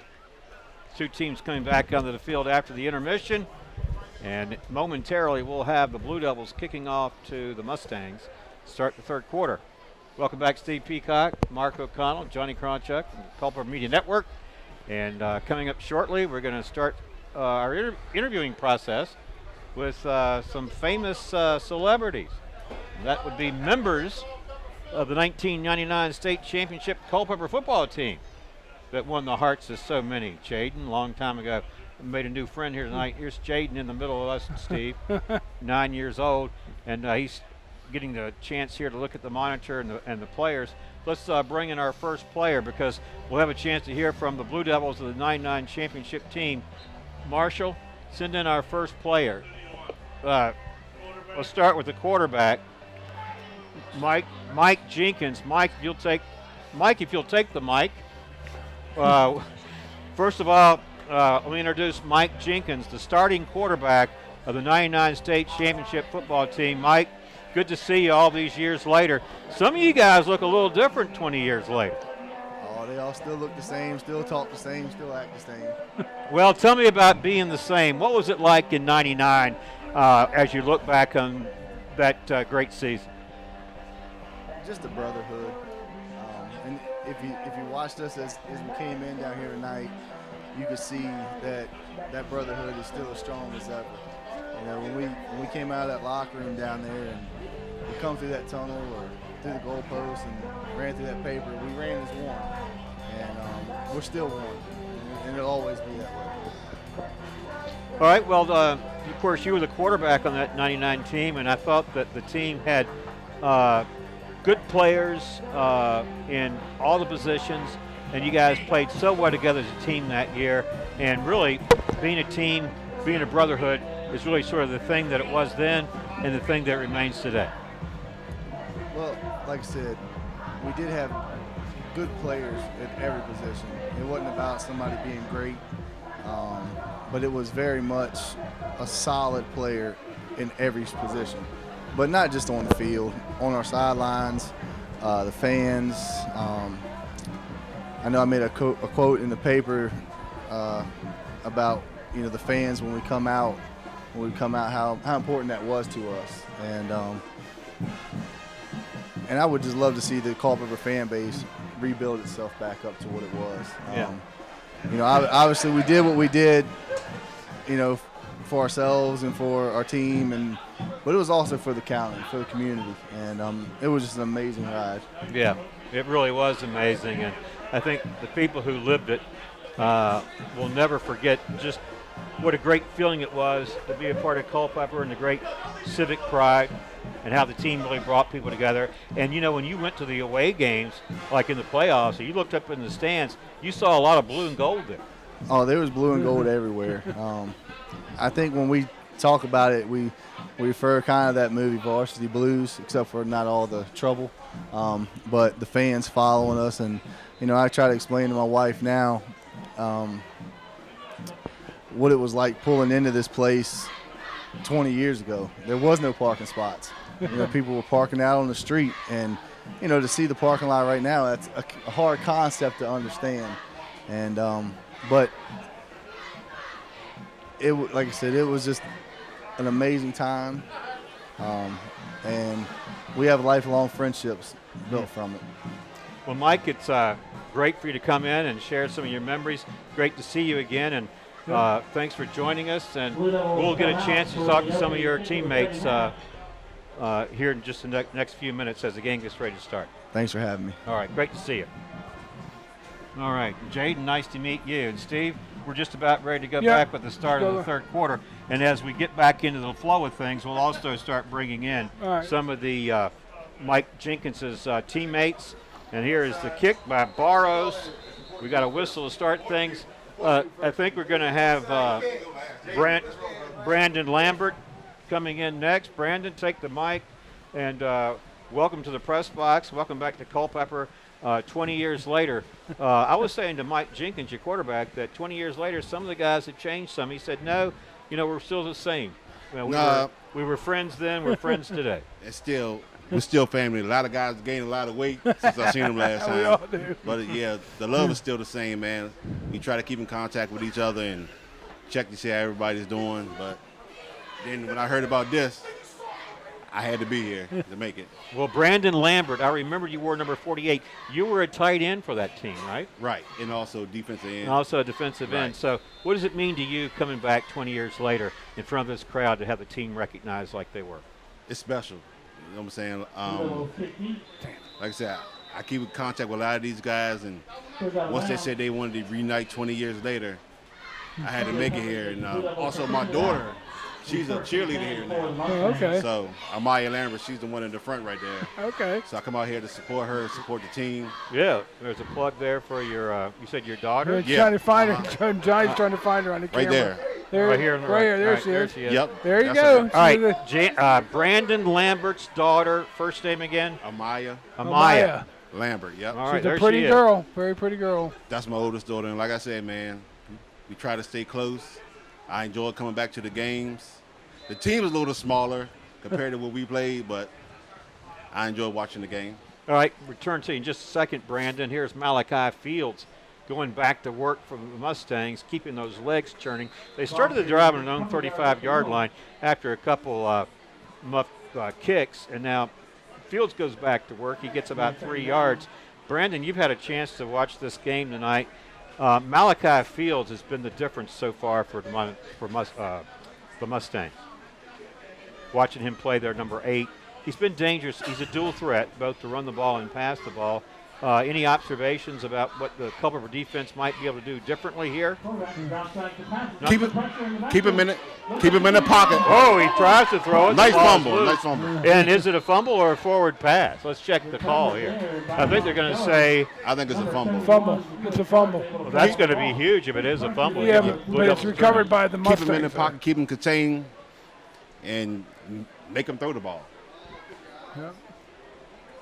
Yeah, that was a fumble, Mark. It was recovered by Monticello, so they're lucky to retain possession of the ball.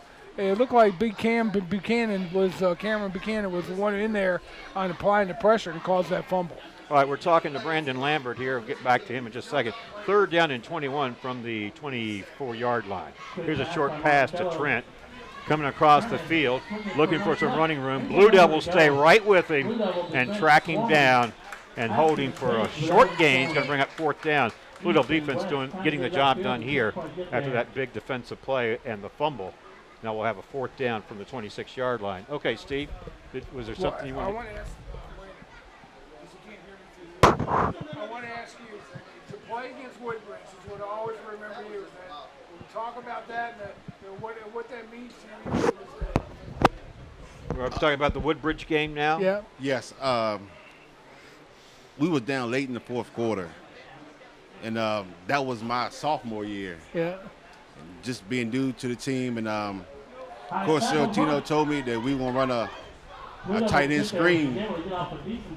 And as being young on the team, one of the younger guys, I just ain't want to let nobody down. So when I caught the pass, I think it was Kevin Mays who gave me a good block to the outside to free me up, and man, I just tried to get to the end zone fast as I could. Now remember those offensive line starters pretty well. You had a good line. You had Jason Miller as the center, not a big guy, but strong, athletic, determined, strong. You had Andrew Stanley and Kyle Kennedy, Kevin Mays, Brian Duncan. Did I miss anyone? Yeah, that was it. Ryan Back also played tight end. All right, well, Brandon, before you pass the mic to the next person, tell us what you're doing 20 years later here as the Blue Devils take over after that short punt.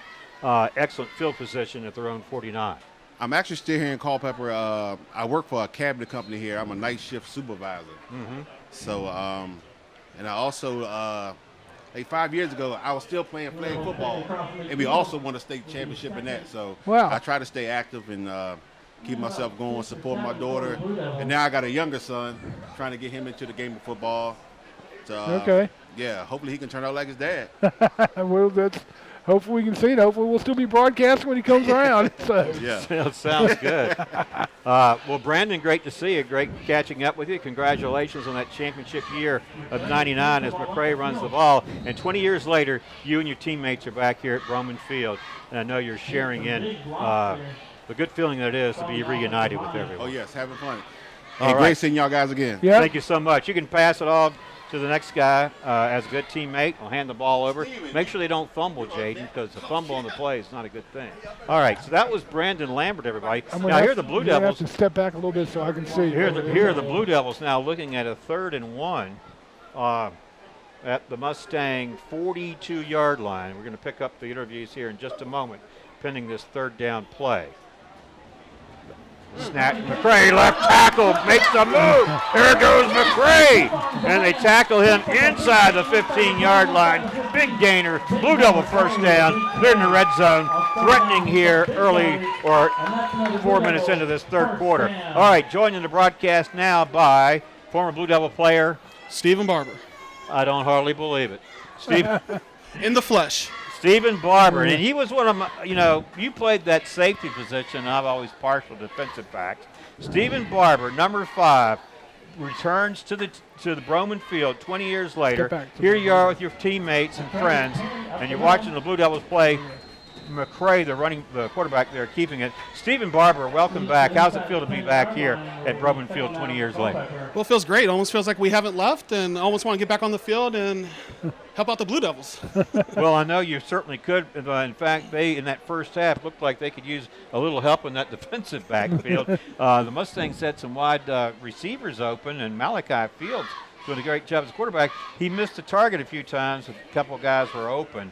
But I saw we got a pick, too, in the end zone. That's right, got the pick. Here is McCray again, keeping it short. All right, Stephen Barber was the safety in that 4-4 alignment that you guys ran. And tell us about maybe your favorite memory from '99. I know winning a championship was big, but Steve and I always single out that Hampton game. Is that at the forefront of your thinking as well? Yeah, Hampton seems to be the consensus for most of us, but really for us, or for me, Woodbridge.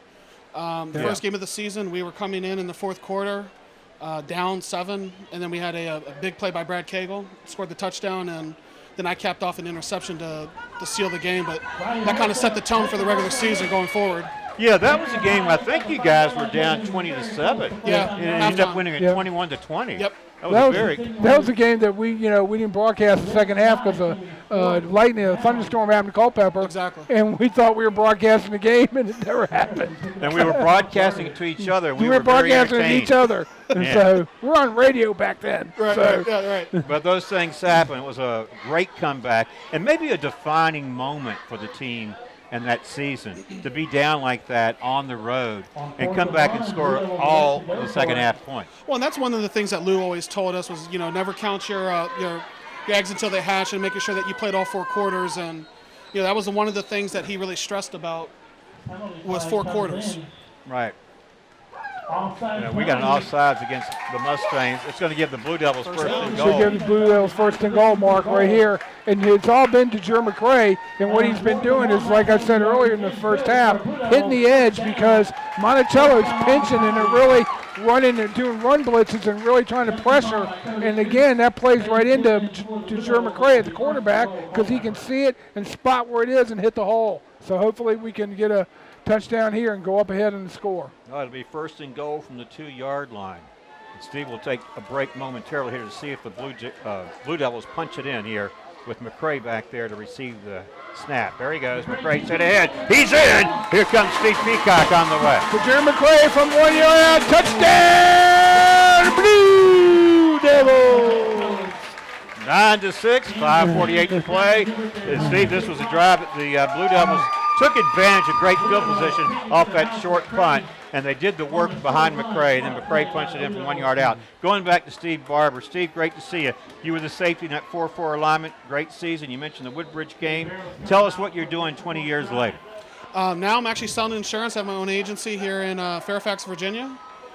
So life is good. Got a 10-year-old son who's right off the chip off the old block, a little Spitfire. So hopefully here in a couple of years you'll be hearing about him. Well, maybe he'll be a safety like his dad was. No, he's speed. So he'll be a cornerback and a quarterback. So he's a glory boy. Okay. So he's not one of those hard hitters. So we suspect that the nut doesn't fall too far from the tree, right? Yeah. And that's a good thing. He's a man of my own insurance. I've been in the insurance business for 38 years. Yeah. Exactly. Well, hey, Steve, great to see you. And we have a lot of great memories of the Blue Devil team. And you, as the safety, number 5, you're one of my favorite players. Don't tell your teammates that. But I felt that way because I'm partial to defensive back. I appreciate that. All right, great to see you. You too, bud. And you can hand the mic off to your teammate. And before we mic up the next guy, Steve, tell us about that drive. Well, Mark, it was all to Jer McCray, and compliments of the Blue Devil defense stepping up and causing that fumble. And when they caused that fumble, and they was able to get the ball back on field position, and they were able to take it into the end zone.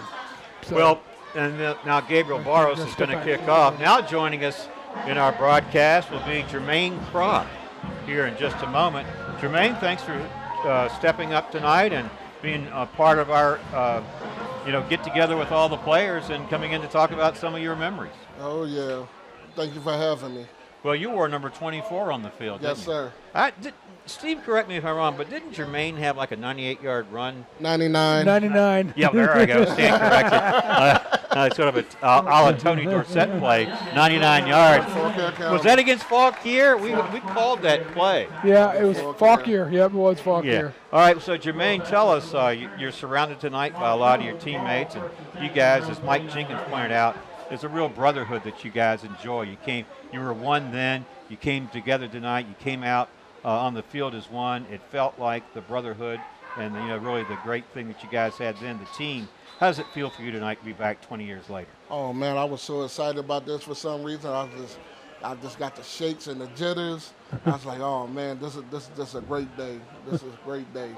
Well, now you're seeing moments ago the Blue Devils take the lead here in the third quarter. Malachi Fields had done some damage against the Blue Devils in the first half, but here in the second half, so far they've bottled him up a much better. We have an injured player now. What did you see so far in tonight's game? Let me go back to some of your memories, because Stephen Barber mentioned the Woodbridge game that was so big, along with Hampton and everyone else. But that was that come from behind win that you guys had. What else stands out in your mind as something, a big moment that you'll never forget? I mean, there's one of the things as a whole fighting as a team. Like, I really didn't turn on to my third game because I still was trying to find my way being an underclassman as a sophomore. But once I turned on, it was lights out since then. Well, so then here you are 20 years later. How do you spend your time now? What do you do? Work, family. Tell us about your family. I got 2 boys, Jermaine Jr., Ashton Crop, and I got a daughter named Genesis and a wife named Lashley. Well, congratulations on your family. And and congratulations on being a part of that very special Blue Devil football team. Any of your teammates remaining out there to be interviewed, or do they all? They all kind of bolted. Who is? Terrence. We're going to bring him in next. Jermaine, thanks for joining us. Congratulations again, and thanks for being up here in the press box with us and sharing some of your memories. You remember Marshall Connor, don't you? Yeah. All right, good to see you. All right. Good to see you, Jermaine. All right, we got a third down coming up. Steve, what do you think about the Blue Devils here in the third quarter? Well, right now, Mark, they're playing hard-nosed defense. Right now, they want to win this ball game, and I think by having Jerry McCray quarterback really gives them the edge. So right now, if they can keep Fields bottled up, they lean by 10, score 10-6. And how big is that missed extra point looming right now for Monticello? Well, and we thought at the time it would certainly be something to consider seriously as the game plays out. Here is 3rd and 9 for the Mustangs from the 30-yard line. Fields again, throwing right over the middle. He's got a receiver right on the money. And Blue Devil 48-yard line. This one is hauled in by number 12, Tony Frazier. And wow, big third and 9 play. And the Mustangs, Steve, pick up 22 yards and a first down to the Culpeper 48. Well, Mark, that just shows you why all the college scouts are just drooling all over this Malachi Fields. He just displayed it right there with his arm strength. I mean, he just fired a rifle. Here is Fields again. Handoff, right, straight ahead. Got to the 45-yard line. That's where the Blue Devils stand him up, push him back, and take him down. And it's going to bring up 2nd and 6. All right, we got another player coming in here. I'm sure this is another celebrity. Terrence Dinkins. All Terrence, right. how are you? Good to see you, buddy. Well, Good to see you. it seemed like it was no coincidence that Terrence Dinkins' initials were TD. He had a few touchdowns in that 99 season. Thanks for joining us, Terrence. No problem. I had a few. Hang on just a second. Drop pass intended for number 9, Will Trent. Now we'll have another third down coming up. Blue Devils have been there a few times before. All right, Terrence Dinkins now joins us from the 99 team. You were a starting wide receiver. You haven't changed much. Some of your teammates have. Hey, I suck it in. Yeah, I haven't changed much.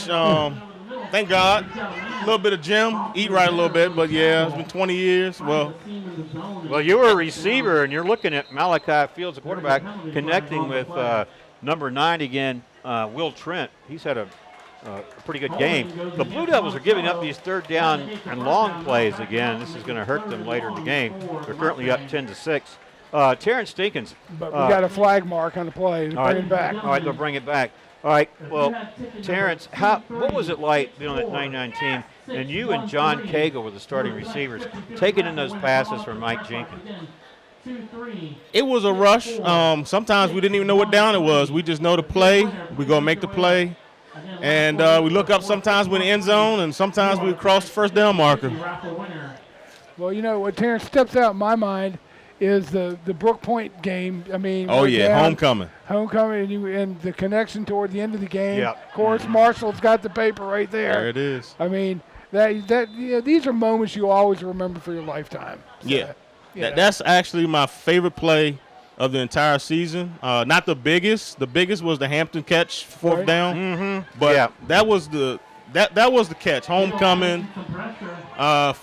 I think it was 2nd and like 9 from. Whoa! Well, Malachi Fields picked up a bundle, and he was able to use his speed. Is there a penalty flag down? If not, it's going to be about a yard shy of a first down. They needed 21 yards. Wow, he picked up almost all of that. Well, Terrence, you were talking about being one of the starting receivers, so the big catch against Brook Point, I remember that one well.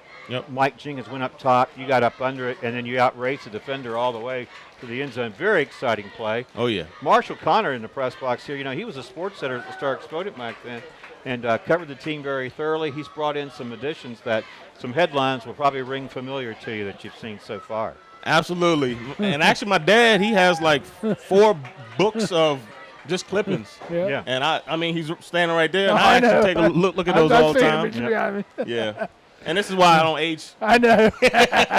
Don't tell him that. Well, I think Terrence, Steve. I've known your father for a long time. I know he's a great guy. Yes, sir. Absolutely. I think Terrence could probably suit up right now and get in Absolutely. the lineup. You know, I got the urge to go out there. Just give my number 8 back, and I'm ready to go. They'll never know. They'll say, there comes another one of those Blue Devil players in. He's primed and ready to go. How you know? I'll be out there on Sundays, man. All right, Terrence, got to ask you the same questions. What about Brook Point, the game, and the Hampton game, and that sort of thing? Great memories, great teammates, and all that. Absolutely. Have you stayed in touch with Coach Sorrentino and all? Actually, I went to his Hall of Fame.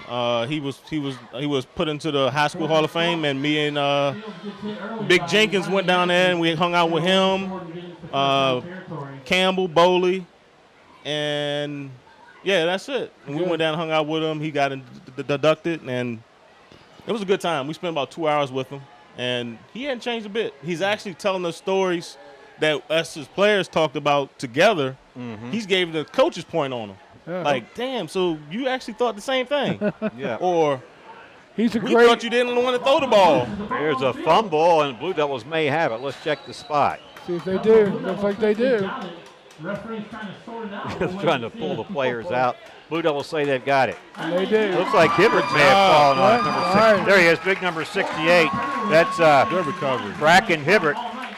And big turnover for the Blue Devil defense. 3:30 to play here in this third quarter. 10-6 Culpeper, and we're talking to Terrence Stinkins. But Lou Sorrentino, what a great coach, great guy. Coaching still over at Mountain View over in Stafford. Yep. Still coaching. And I read where you went down to his induction at the Hall of Fame. I know that meant a lot to him. He told us that, and we didn't. And lo and behold, we were the only 2 that showed up, and we were actually shocked. We thought he was going to have a slew of players, right? Because he's a great guy. I mean, who wouldn't turn out for him? But see, Lou wouldn't toot his own horn though either. He wouldn't go out and call anybody and say, "I'm being inducted." He wouldn't do that. Nope, you know that. Not his style. Not his style. So, but I know it meant a lot to have you 2 there. Terrence, one of the things that stands out to me about that 99 season was the game against Hampton. Before the game, I went down and talked to Coach Sorrentino, and the sense I got was that he and his staff did such a great job of preparing you guys physically and mentally for that big game, because I got the sense that everyone felt like they belonged. This was no fluke. He did, and I think he kept some secrets from us. He didn't tell us how good they were. You don't want to know right before the game. Exactly. Right? We had no idea how bad they were beating other teams. And we just came in like, hey, it's another game. Yeah. And we're going to get them. I mean, we're 12-0. We're going to make it 13 going to the championship. And we went in with that mindset. We didn't care how big and bad they thought they were or what the crowd thought, because we walked in and they looked at us like, who do you think you are? Oh, yeah, we were. You didn't need to know they were ranked number 4 in the country. Well, we were up in the press box, and they said, you all country boys are going back to the country. Yep. You know, it's 757. We're going to, we're going to demolish you like everybody else. And it's like, I said, you wait and see, just wait and see. Yep. And we, of course, got the last laugh. Of course, to me, the Hampton game was our state championship. It was. I mean, Henrico was good, and it was great to get the state championship. But to me, that Hampton game, that just said it all. It said it all. It set us up. The championship game felt like a bonus game. Yeah. Like, let's go get our trophy that we've earned. Right. And somehow it worked. I'm just glad it worked out. The Hampton game was the game for us, but But one of the things that we alluded to, Terrence, was that, and we said as much at the time during the game at Hampton, is that Hampton usually, they scored first on all their opponents. Yeah. And then their opponents would just sort of fold. Yeah. And then after they scored first on you guys didn't fold. You came back and scored, and it just hushed the crowd. I think the press box was so quiet. It was like, who are these guys? Well, 10-7 at halftime, they couldn't handle it. They're sitting there going, I think what? they were used to having 40 at halftime. Yeah. They were used to having things their way. Yeah. And again, it goes back to the tremendous job that the coaching staff, I think, did of preparing you guys physically and mentally. Because you know how important that psychological component is to be prepared for a game. You didn't need to know they were ranked 4th in the country, because then people start casting doubts about your own ability. You know, learn that after the game. We just knocked off the number 4 ranked team in the country. But tell us, Terrence, what are you doing today, 20 years later? Actually, I work here in town for Swift. I've been there since 2008, and I'm still there doing cybersecurity. They're a great company to work for. Absolutely. Couldn't ask for a better company. Yep. And it's good seeing you, man. It's good seeing Same you. here. It's good. It's great reminiscing about 20 years ago, and it's like we all I'll never forget as long as I live. It was a magical season, and it's still magical to this day. Absolutely.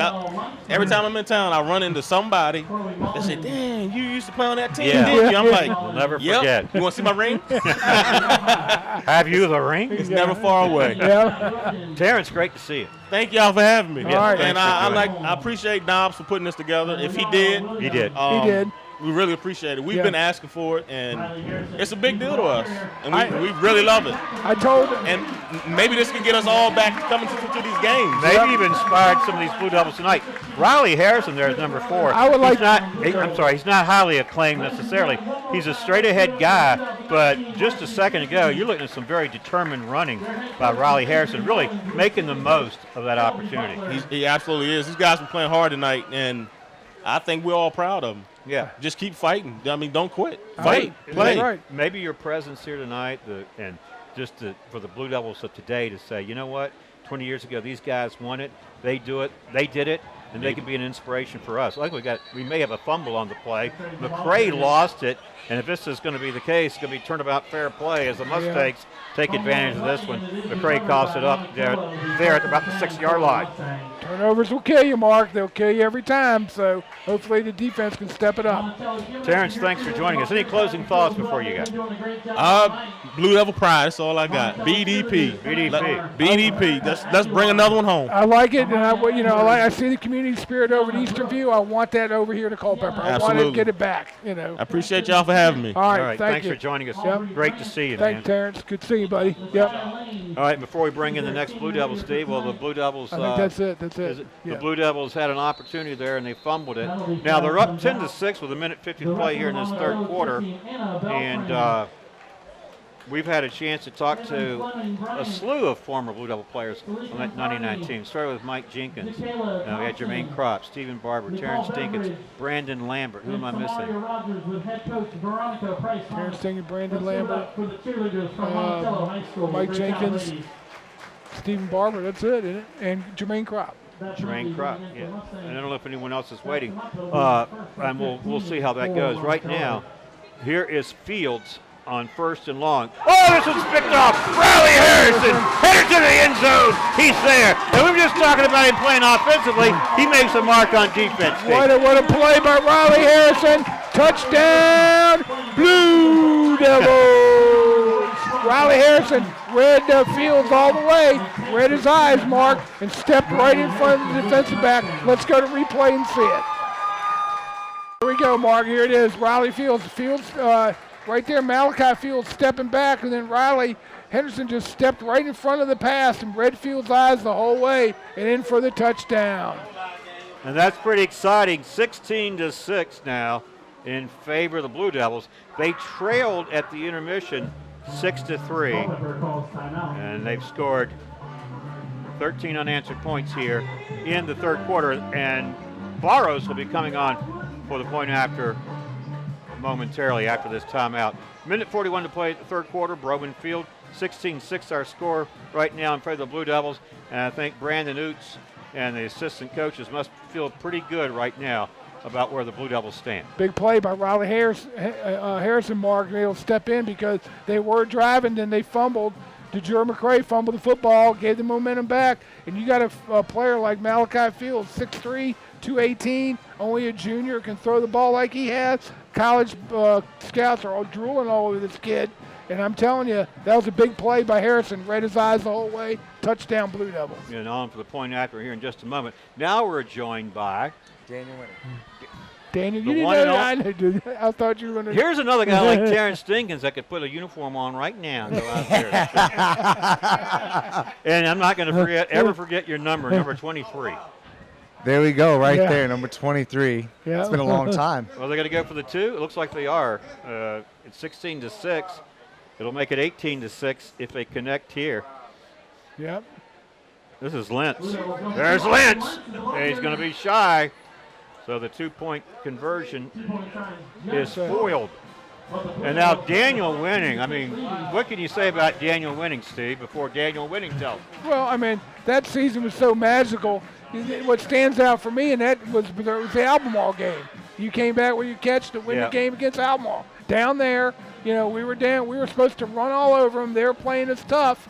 And Culpeper faithful kind of panicking a little bit. And then you do that. You have the touchdown pass and win the game. And that was a great moment during that season.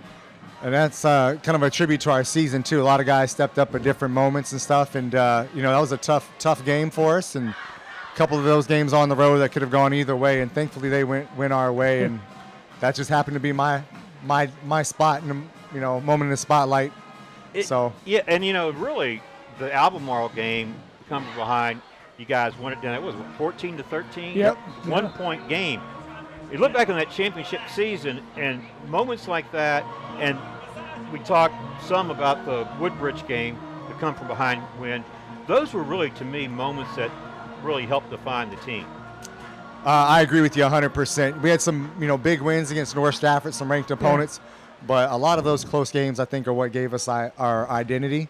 Really kind of showed us who we were, and I think you've got to go through some adversity to get to where you want to get and kind of show who you are. And we had some of those close games, which I think that helped us when we got to a Hampton game and the game was close. Definitely we'd been there. We'd done it once before, and we didn't panic. So and to sort of piggyback on what you're saying is it really doesn't do a team much service to dominate the competition throughout the regular season, only to get in the postseason, play somebody who puts you at a disadvantage. And you hadn't been there all season, so you don't have the experience to come back necessarily. You can't say, been there, done that. But you guys, when you think about what happened with Albemarle and the Woodbridge game, I think it just made you a better team for what mattered most. No, I agree with you 100% on that. Definitely going through some adversity helps when you get to, moments like this for Culpeper. You're up 16-6, you get a stop right here. Mm-hmm. Yeah. Seals the game. This type of stuff will help. You can build off of this and gain some momentum throughout the season. It makes a difference. It does. Go ahead, Steve. Go ahead. I was just going to say, and we want to get that community spirit back in Culpeper. Ever since this county split into two schools, Eastern View's had all the success. Culpeper hasn't, and to see the 20 anniversary, see you guys out there, I just hope maybe we can get back that pride here, the Blue Devil pride, and get it back on the football field. I don't know what's happened since then, but I'm with you, man. I hope, they can get back to some winning ways and have some success. And that was one of the biggest memories or fondest memories I have is the community and the fan base that we have, and looking at the stands and seeing them packed house every night. Parking was clear out almost back out to, 229 there. Yeah. There's no place to park, but hopefully they can get back to that. Well, we talked some about that earlier in our interviews, but think about the away games. The Culpeper people traveled well. Oh, yeah. They followed the team. They went down in droves, places like Hampton and down, and Richmond for the title game against Henrico. I mean, when you looked up to the stands, you had as many Culpeper fans there as the other team had, and that blue and gold had to be inspiring to you as a player to look up and say, look, this is a community that's really behind us. 100%. Hampton was at the neutral field, University of Hampton, right? So we were outnumbered. Same thing with Henrico, was in their backyard. Right, Richmond, right. But we go and you come out and we outnumbered their fans easily. And to have that support, and you look up and you're like, man, all these people are here for us. And it just at that Hampton game, you had Darling Stadium, which, you had the whole one side Hampton, but it wasn't filled. You look across at the visitors, it wasn't an empty seat, all blue and gold. Right.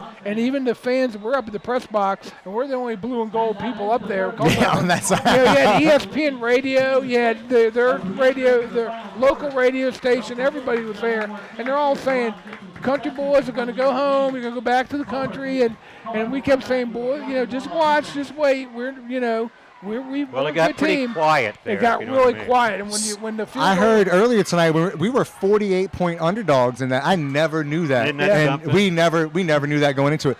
You come out of the locker room for that game, and the way we come out, you look across and you see the Crabbers all red, and it was pretty intimidating, right? They're loud, but as soon as you turn the corner, you look up and you see our fans, and you're like, look at this. These people have come to see us play. And that was like a big momentum shift before the game ever even started, to see the support we have from this community. It was amazing. Before we go to the next question, just to say the third quarter has expired. Blue Devils up 16-6. as we get ready to start the fourth quarter, and it'll be Monticello facing a 4th and 1. We're talking to Daniel Winning, who wore jersey number 23 for the Blue Devils. But Daniel, one of the things I mentioned to Stephen Barber and some other guys is that the sense that I got that in the pregame drills against Hampton is that Coach Sorrentino and his staff had done a great job of getting you guys physically and mentally prepared. I really sensed that the feeling from your team was, hey, we belong. This is no fluke. We went into that game expecting to win. We knew we were going into uncharted territory, and we were supposed to be outmatched and outmanned, but we went in confident that we were going to win that game if we executed. They had some talented players, but so did we. And everyone was surprised that we were able to win, but for us it wasn't a surprise. And we went in with some, but that's all the coaching staff preparing us for the week and getting us to a level of confidence that they're beatable. But here's what you have to do to be successful, and we execute it to their game plan. So our coaching staff was phenomenal, and they don't get enough credit. Did Coach Sorrentino, incomplete pass here a moment ago, Fields had gotten the first down for the Mustangs, and they have it 1st and 10 from midfield. Opening minute here this fourth quarter, 16-6 in favor of the Blue Devils. Daniel, did you going back to that Hampton game, I know you remember this, but Steve, refresh my memory on that point when it happened. Do you remember when Hampton quarterback Marcus Hagans threw the ball at Jeremy Bailey and that 15-yard penalty? At what point were we, and how critical was that? What was going on in your mind? It was in overtime. It was overtime. It put them out an easy field goal range. Here's another pick. This one courtesy of Josh Plaster. Plaster picking up a couple blocks. Watch out from behind. He's into the end zone. Touchdown. The Blue Devil faithful are going crazy. Touchdown, Blue Devil. Josh Plaster with an interception. How many yards, Mark? I'm not sure. I was so caught up in talking to Daniel Winning. I had no idea Plaster was going to bring disaster, as you said, to the Mustangs. That might be the kiss of death here in this game. Plaster brings disaster. We got to go to replay on that. Okay. And here it is right here. Fields goes back to pass. Plaster's reading him the whole way, and then just stepped right in front of the receiver and takes it all the way to the house. And like you said, Mark, Plaster just caused disaster for Monticello. And now Plaster is the holder for Gabriel Barros, who has a 30-yard field goal in this game and a couple of point afters to boot, pun intended. This one is good. Steve, you didn't give me credit for that one. That went over your head, I think. You must have been thinking about something else. Thinking about that 99 season. We got a guy here who was, like so many of his teammates, really special. Daniel, Steve and I were fans of you and your team. I mean, it became, I know Marshall probably feels the same way. You felt like you were part of it. You were caught up in it. Coach Sorrentino and his staff were great. They made you feel like you were part of that Blue Devil family, and it really just sort of electrified people.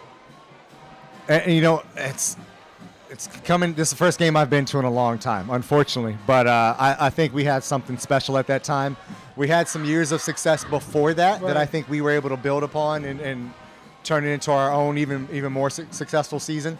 But we built off a lot of very successful seasons with Coach Sorrentino and his staff and a lot of players that came before us. And so we were fortunate to have that, and then we were able to take it to the next level and bring home a state championship. What was your reaction when you heard that Lou was going to be inducted into the Virginia High School League Hall of Fame? About time. It's about time. He honestly he did a lot here for this community. He's moved on to some other schools and also been very successful there with some other programs.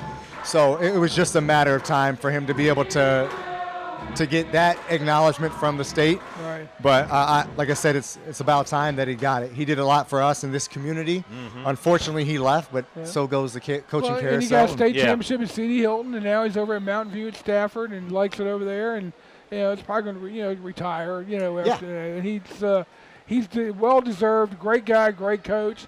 And I want to ask you, Danny, tell us a little about what you're doing now for your family and where you are, where you're living? So I just flew back yesterday. I live in Colorado now, out in Fort Collins, and I'm a firefighter out there. Wow. And my wife actually set this trip up for me to come back. We've got baby boy number 2 coming in a couple weeks. Good. Congratulations. And I wasn't planning on coming back, but she came to me and said, here's a plane ticket, go. This doesn't happen every day. And she reminded me that I'm only getting older. This was 20 years ago. So. Plus, you got your parents you can go stay to. Oh, yeah. I'm here. My parents obviously are still here in town, and I've got some family here, so it's always great to come see them and catch up with everybody else. And I never got to meet your mom, but I used to run into your dad some, and I always enjoyed our conversations. I hope that they're doing well, and I miss seeing him around. They're right here in the same spots they used to sit in 20 years ago, minus all the cowbells and noisemakers that they had. But yeah, they're doing well. Maybe we can catch up with them before the game's out tonight. Well, Daniel, keeping yourself in great shape and everything. Do you stay in touch with some of your former teammates? I do. We got a chance to have dinner tonight before the game and catch up with a few more that I don't see. I wish I stayed in contact with more of them more often, but a handful of them I'm still in contact with, and got to see a bunch of them tonight. Yeah. Armani Hoffman there on the coverage. Defensive backfield doing a better job here in the second half, Steve. They are. They're doing a good job. Daniel, have you made any observations about this game? I don't mean to put you on the spot. We've been talking about the 99 season, but I'm sure you can't help but notice some of the things that are going on. They're looking. They've got a couple shining spots that I've seen so far, at least defensively. They look a little bit more put together this second half. Yeah. It's still early in the season for them, but I think defensively they're looking fairly strong against this team. So. Yeah, hey, maybe a coach in his future. Here you go. Have you? Well, and that Steve brings up a great point, because a lot of players typically, if they stay in the mix, do get into coaching. Is that one of your ambitions? It is not. I went and played ball in college, and then after that, I kind of wanted to step away for a little bit and just kind of go to a different path and try some different things out. But every time I come home or go to a game, I miss it. Like I want to get on the field and I want to partake. But I guess it's been a long time since I've played, and I probably have no idea what they're running out there, what they're doing. So it's best for me to just sit on the side and cheer.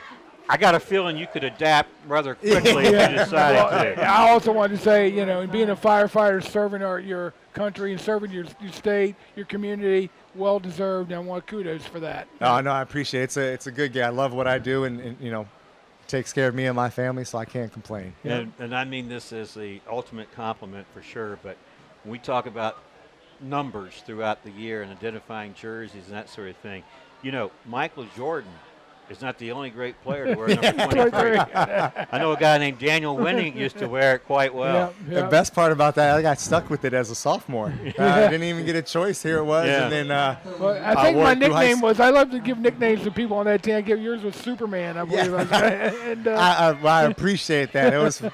I'll take it. I'm not going to complain. Well, actually, I've been known to give people nicknames too. And for better or worse, but we've done that a lot over the years, and because the Blue Devils and recently the Cyclones too obviously have provided us some great memories along the way. Steve and I go back to the 99 season. That was only our second year, and that's just one of those things that you lived it as a player, right? We lived it as broadcasters, and nobody can ever take it away from you. No, not at all. That's something. It's still, to this day, this is obviously the last month or so been a lot of reflection on that season with all of this coming up. But there's still days that come up that I think about it fondly, or memories from it, or something that deals with my job now. It's we've been there, done that. We've faced adversity. We've had to come together as a team. It's all applicable to today's. I've got a son now and another one on the way, and I'm like, this is all stuff I'm going to teach them when they're old enough. If they want to choose to play football or whatever they want to do in life, it's all applicable, and hopefully it helps drive them or keep them motivated. Congratulations on your family. Oh, thank you. I appreciate it. Yeah. And Daniel, thank you so much for joining us. I tell you, this has been thrilling to have you guys join us in 20 years later in the press box and reflect on that great season. Kudos to you guys for still doing this 20 years later. That's awesome. I got the message you guys were still doing this, and so good for you guys. There was some sense of putting us out the pasture, then they couldn't find any. They couldn't find any takers. But we started with radio with you guys. I will tell you a little tidbit. I don't know if you knew this, but I was told this at the Hampton game. when Mike was getting up to, when he kicked, and or when Hampton was getting ready to kick, and Smith's kid was the kicker, and he missed it. We won the game. They said all of Walmart, they were listening to us on the radio through the intercom at Walmart, and they said the whole Walmart was so quiet. Waiting for the kick. Waiting for the kick, and when he missed it, the whole Walmart cheered. That is awesome. That's another example, Daniel, of how that team that you were a part of, and you were a very critical part of that team, just how that team galvanized the community, and people literally were all ears to hear how you guys. This community really has their desire. It's a sports-driven community. Seeing all the people out at the sports field with their young kids, and they're hungry for it, man. You can just tell. And we were able to give them something to cheer for, and they showed up in droves. So.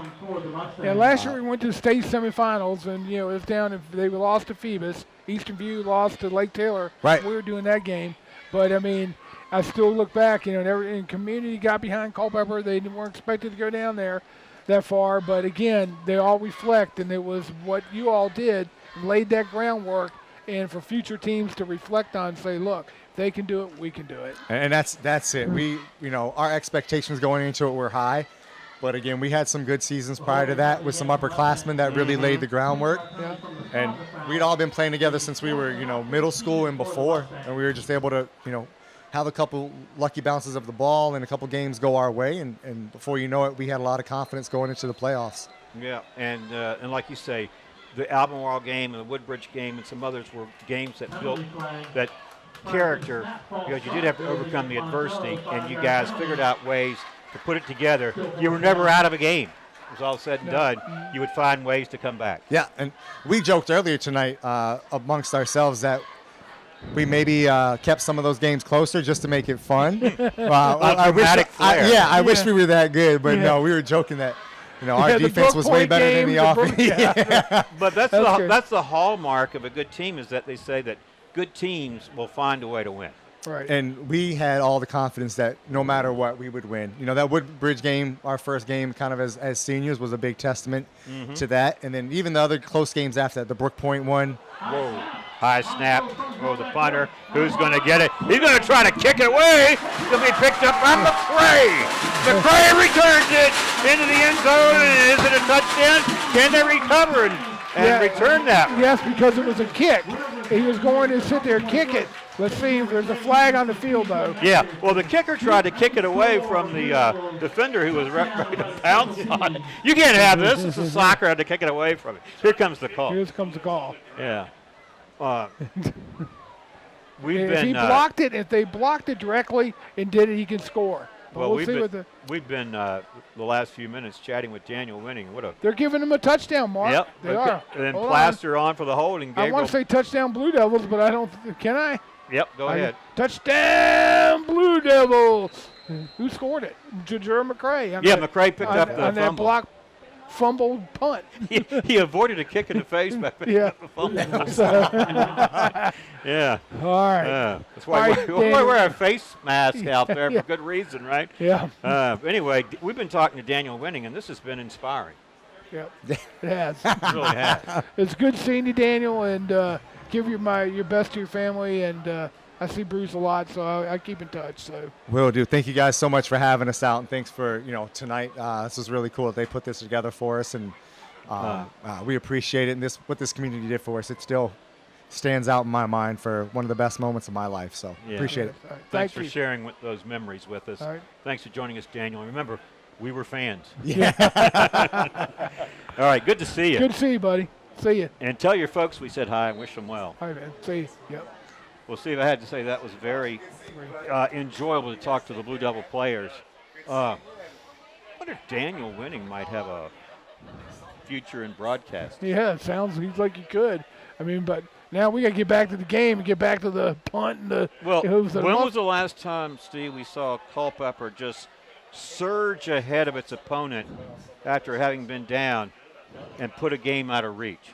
Well, could have been the 20th anniversary celebration at halftime, did it? Think about it. Well, it makes you wonder. Here's the point after by Barros. His kick is up good. Barros has had a good game tonight. Yeah. Now, remember, Gabriel Barros racked up the first points of tonight's game with a 30-yard field goal, 3-0 Culpeper. The Mustangs came back on a touchdown, missed a point after, it was 6-3. And that was our score at the intermission, and now it's 30-6. That means that the Blue Devils have outscored the Mustangs 27-0 here in this second half. And they've been the beneficiaries of Mustang turnovers, Right. And they've made them pay, and that's what good teams do. But, Mark, I'm more impressed because everyone started the preseason, said Culpeper is not going to have much this year. What are they going to do? Being moved up to 4, up to the 4A up in the Northwestern District. What are they, but this is a big win for Culpeper. It really is. Because, Eastern View, shellacked them. But for lack of a better word, they beat them handily. And then. Well, let me ask you a question. So, the acting head coach and defensive coordinator Brandon Oots said before the game, we're still trying to find our identity. That being said, and if you look at where we are now, 30-6 Blue Devils, 7:30 to play in the game. Have they come closer to understanding their identity yet? That's a good question, Mark. I wouldn't say that yet. I mean, they're more probably defensively, have an identity defensively than they do offensively. But Najir McCray, he's done a lot. He's been the man of the hour tonight. Handing over that quarterback duties a lot and was able to run and really keep Monticello off balance. And you had Josh Plaster. He's had a good game. Well, Riley Harrison's had an excellent game. Yeah.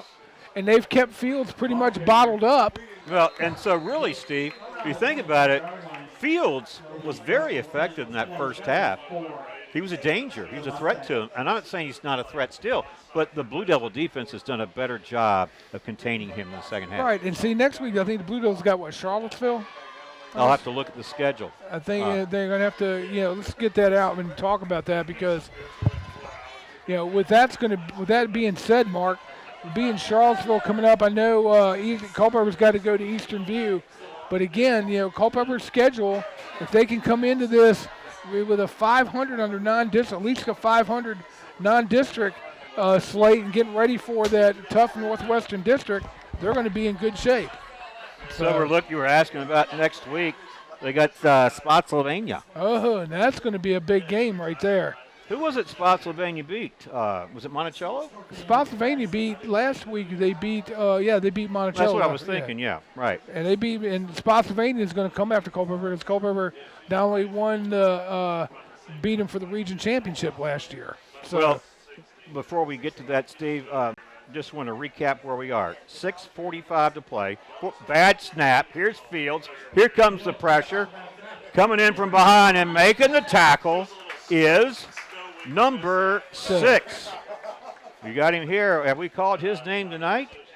Keith Level? I don't think we have. No, we haven't. All right, so clock running, 6:25 to play. Third down and about 14 here, 15 maybe. And the Mustangs trail 30-6. This is going to be a big win tonight for the Blue Devils, and it comes second game of the season. So they started last week with the Cannonball Classic. They lost to Eastern View. They come in tonight. They were down 6-3 at the half, and they have outscored their opponents here 27-0 in the second half, lead 30-6. And Steve was asking about the schedule. So the Blue Devils will be at Spotsylvania next week. Then the following week they have their bye week. And see, Spotsylvania they didn't lose much at graduation. They were a tough squad last year. They're going to be ready. It's at Spotsylvania. Culpeper's going to have a tough time down there. And, of course, Spotsylvania jumped up to 4A as well. So, this is going to be, Culpeper beat Spotsylvania twice last year in the regular season and in the playoffs. Right. Okay, here's Fields on third down. This one caught. Penalty flag in the play as well as the reception hauled in by Jason Armstrong. We'll check the call. So here in this second half, of course, you've been listening to the interviews with the former players of Culpeper, members of that 99 state championship team. Steve, we heard from Mike Jenkins, Jermaine Kropp, Stephen Barber, Brandon Lambert, Daniel Winning, Terrence Dinkins. Am I missing anyone? Nope, you got them all. Man, talk about a blast from the past. Mentioning all those guys' names and the great memories that they're sharing tonight. Now, we got a penalty flag on the field. We're going to sort this It's one out. against the Blue Devils. Or did they wave it off? No, you're right. It is. They're going to reset the markers here. It's going to be 1st and 10 Monticello at its own 46-yard line. All right, here's Fields. Rolls to his right, throws it away. Pretty good job that time on the Blue Devil team to force Fields to throw this one away. Well, this broadcast is made possible by Found & Sons, investing in youth at all levels to help make tomorrow's leaders. Found & Sons at 825-3530. 2nd and 10 coming up. 5:37 to play, fourth quarter action. Malachi Fields, the quarterback, low snap, throws short to the outside there, and this draws 4 or 5 blue and gold jerseys as the receiver hauls this in for a short gain. And this broadcast is also made possible by Battlefield Automotive, a keystone of service and a cornerstone of our community. That's Battlefield Automotive at 547-3673. And Mark, one thing is I was just reminiscing about that state championship team and the men we just interviewed is that they're all, fine, upstanding young men. Look what they've turned out to be, and that's a testament to Coach Sorrentino and the character building. They talked about family and the team. Every one of those interviews, every one of those young, I call them young men. They're in their 40s now because we're in the 60s. But well, they're all successful. This one nearly picked off by the Blue Devils there, number 5, Storm Martin. How many interceptions the Blue Devils have tonight? We know that McCray had the first one early on. Henderson's got the second. Riley Harrison had one. Harrison, rather. And Plaster had one. 3. McCray had a botched punt that he picked up and ran in. Barros has a 30-yard field goal tonight. They swing this one. Breaking a tackle. But to the outside there, number 15, Jason Armstrong. But getting back, like I said, they're all fine men, and they've turned out successful and have families. It's just it just makes me feel proud to be part of that team. And one of the things that you said, receiver there, Armstrong was short of the first down on 4th down, turns the ball over on downs to the Blue Devils, and now they're down to 4:34. They can work the clock and get out of here tonight with a big win. Just need a couple of first downs here to milk that clock. Anyway, Steve, going back to what you said about Lou Sorrentino. It wouldn't be like him, as you say, to toot his own horn. So he wouldn't have sent out all these messages, people to tell him about his induction to the Hall of Fame, and look at me. No, he wouldn't. He wouldn't have. He had the people there that he wanted there, and again, Mike Jenkins and Terrence went down. They found out about it, and I knew he was going to be inducted, but it's generally it's a VHSL All-Star game, and the ceremony is pretty much promoted within the athletic community of high schools, in the state and stuff like that. But it wasn't well publicized anywhere else, but again, well deserved. Coach Sorrentino, Hall of Fame. He deserved it. He's got 2 state championships, one with Culpeper, one with C.D. Hilton. And, he's top notch. But the program he built at Culpeper and the sense of community and like I said, all culminated with that 99 team, the state championship. The only, other than Dave Richardson, the only assistant coach I see from that team anymore is Steve Parker. Yeah, Todd Campbell's back. He's coaching. He's over there, I think back coaching with Lou. Here is Austin Lentz going to work. Look at this guy breaking tackle. And he never was brought to the ground. No. And they're direct snap to Austin Lentz. And so we're getting a good look here at what Lentz can do with his opportunities. DeJure McCray started the game at quarterback for the Blue Devils. And late in the first quarter, Joshua Plaster took over. And then they've gone back to Son McCray, back to Plaster. And now you have Austin Lentz in there taking some direct snaps. And that's Riley Harrison on his right. And the up back there is number 44. Quentin Butler. Here's Lentz again. Well, Lentz making the most of his opportunities, Steve. Yep. Tough runner. Just keep And running. they're working the clock. Just working that clock. Well, you know, this broadcast is made possible by CFC Farm and Home Center, outfitting your family from head to toe since 1932. CFC Farm and Home Center at 825-2200. Well, Marsh. I was wondering why the clock stopped because it was stopped because of the first down. But Well, Steve, we had opportunity to talk to a lot of the former Blue Devil players. Why don't we get Marshall Connor to weigh in on his perspective? He was the sports editor at the Star-Exponent back in 1999. And let's hang on just a second as we look at Austin Lentz again going to work there. Austin's running right up there, Mark, and he's just running right up the middle for a touchdown. Marshall Connor now joins us. Marshall, great to see you. Great to see you guys. Great to be here in the press box. Brings back a lot of great memories. You've got a lot of the papers you brought in with those headlines, and you look at when they bring back memories. Perfect Season was one of those. And what else did you show one of the players that really stood out as? The Brook Point game. It was a homecoming game where Terrence Dinkins had seven catches, and it was just a magical season. And like we've said many times, we were both, you all and myself, were all pretty new to the game at the time, and we became fans of this team as they grew up. Mm-hmm. Yeah, it was easy to get caught up in the personal. It felt like the emotional side of things. Yeah, sure did. And so, you can't help but get caught up in it. Like I said, such a magical season. So.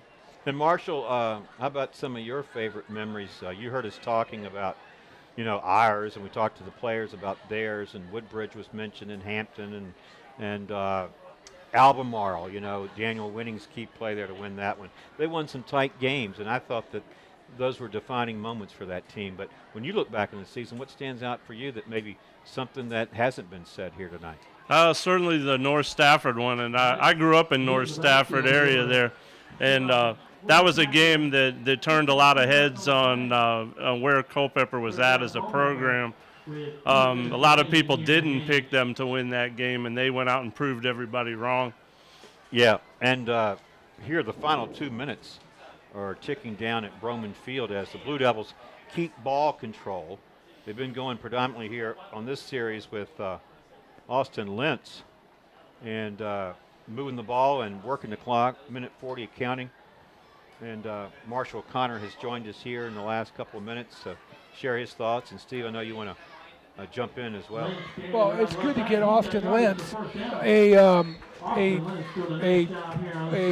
some good reps and how to run. He can be a backup quarterback. So that's really good for him to see that. And he looks like he's wanting to come out. He's a little tired. I don't blame him. They're going to bring somebody in for him. And he looks at the clock. He's going to continue to run. Culpeper's going to run this game and come out. Big win for Culpeper and come out even up 1-1. It's great to see a nice win for Culpeper. They've been working hard tonight, and especially with the players from '99 here. Yeah, and it's going to be a great win for Brandon Oots, and I think that head coach James Ford, when he sees the film of the game, is going to be very pleased. And Danny Nobbs, the AD here at Culpeper, they did a great job of organizing the tribute to the '99 team. A couple of those guys look like they could suit up right now and go out there. Oh, definitely, yeah. They definitely could. There was something I was going to ask you, and it eluded. It got away from my train of thought. I can't remember what it was now. It'll probably come back to me. Well, how about 20 years later, Marshall? Tell the viewing audience what you find yourself doing these days. I write a column for the Culpeper Times, and really enjoy doing that still. I do some marketing, and I do youth sports with Kid Central. And that's a lot of fun, and I just sort of fell in love with the Culpeper area back when I was a sports writer, and decided to stay. This is where all my contacts, a lot of my friendships over the years have been developed. The last 10 seconds running off the clock, and the Blue Devils will let those seconds expire because they're going to celebrate the sweet taste of victory number 1 of this season So let me get in the clock. The time has expired. Our final score is Blue Devils 30, Mustangs 6. Let me get Marshall and Steve to both jump in here. Steve, I'll start with you. Give me the perspective tonight from both teams, and really, I think maybe a sharp contrast from first half to second half. Big sharp contrast. Turnovers were the key. That's what did in Monticello. They're going to have some work on that. Culpeper, this is a big win for them because no one, looking at their schedule, everybody was saying, Culpeper would be lucky to win a couple games. That's what I've heard. And, they really played well tonight, Mark. They mixed it up. They had DeJure McCray in at quarterback, a la like they did last year with Gervais, Coklaw, ran that offense. He did it well. But really right now, Culpeper's identity, defense, limiting Malachi Fields and his explosiveness and how, his talent, and limit Monticello just to 6 points. Big win for the defense. But next week's going to be the key. Going at Spotsylvania, both teams got jumped up to 4A. Both teams are, Spotsylvania didn't lose anybody to graduation, hardly. They're loaded. They're one of the favorites to win the Battlefield. They're supposed to give Eastern View a tussle. Big game next week. All right, so we're talking about identity, finding their identity, is what Coach Hoots was saying. Marshall, have the Blue Devils moved closer to finding identity here tonight? Yeah, I believe so. This is a great confidence builder for this team, and I know we're all pulling for their coach too as well. James Ford, right? Yes. Marshall, thanks so much for joining us and sharing in the memories and the work you did to celebrate the 99 team. I appreciate that. And the work you did back then. Yeah. Back Thank when. you. All right, Steve. Our final score once again at Broman Field is the Blue Devils 30, Mustangs 6. Big win tonight for Culpeper. Congratulations to the staff, to the teams. And both teams now gathered together for a moment of prayer. Okay, that's going to wrap us up tonight from Broman Field. Next week, we're going to be in Orange for the Orange Eastern View game, I think. Yep. And that ought to be a good one as well. And I was going to say, Eastern View, probably, last I knew, they were blowing out Almar in the second quarter, 34-0. So I assume they won. So it's going to be Eastern View against Orange at Orange. All right, well, for Steve Peacock, Johnny Krawchuk, Marshall Connor, and a host of former Blue Devil players, thanks for watching Blue Devils football tonight on the Culpeper Media Network. We hope you enjoyed it. We enjoyed bringing it to you, and it was really special to celebrate that 20th anniversary of the championship team. All right, that'll do it tonight for us from Broman Field. Have a great weekend. We'll see you next week from Orange. So long, everybody.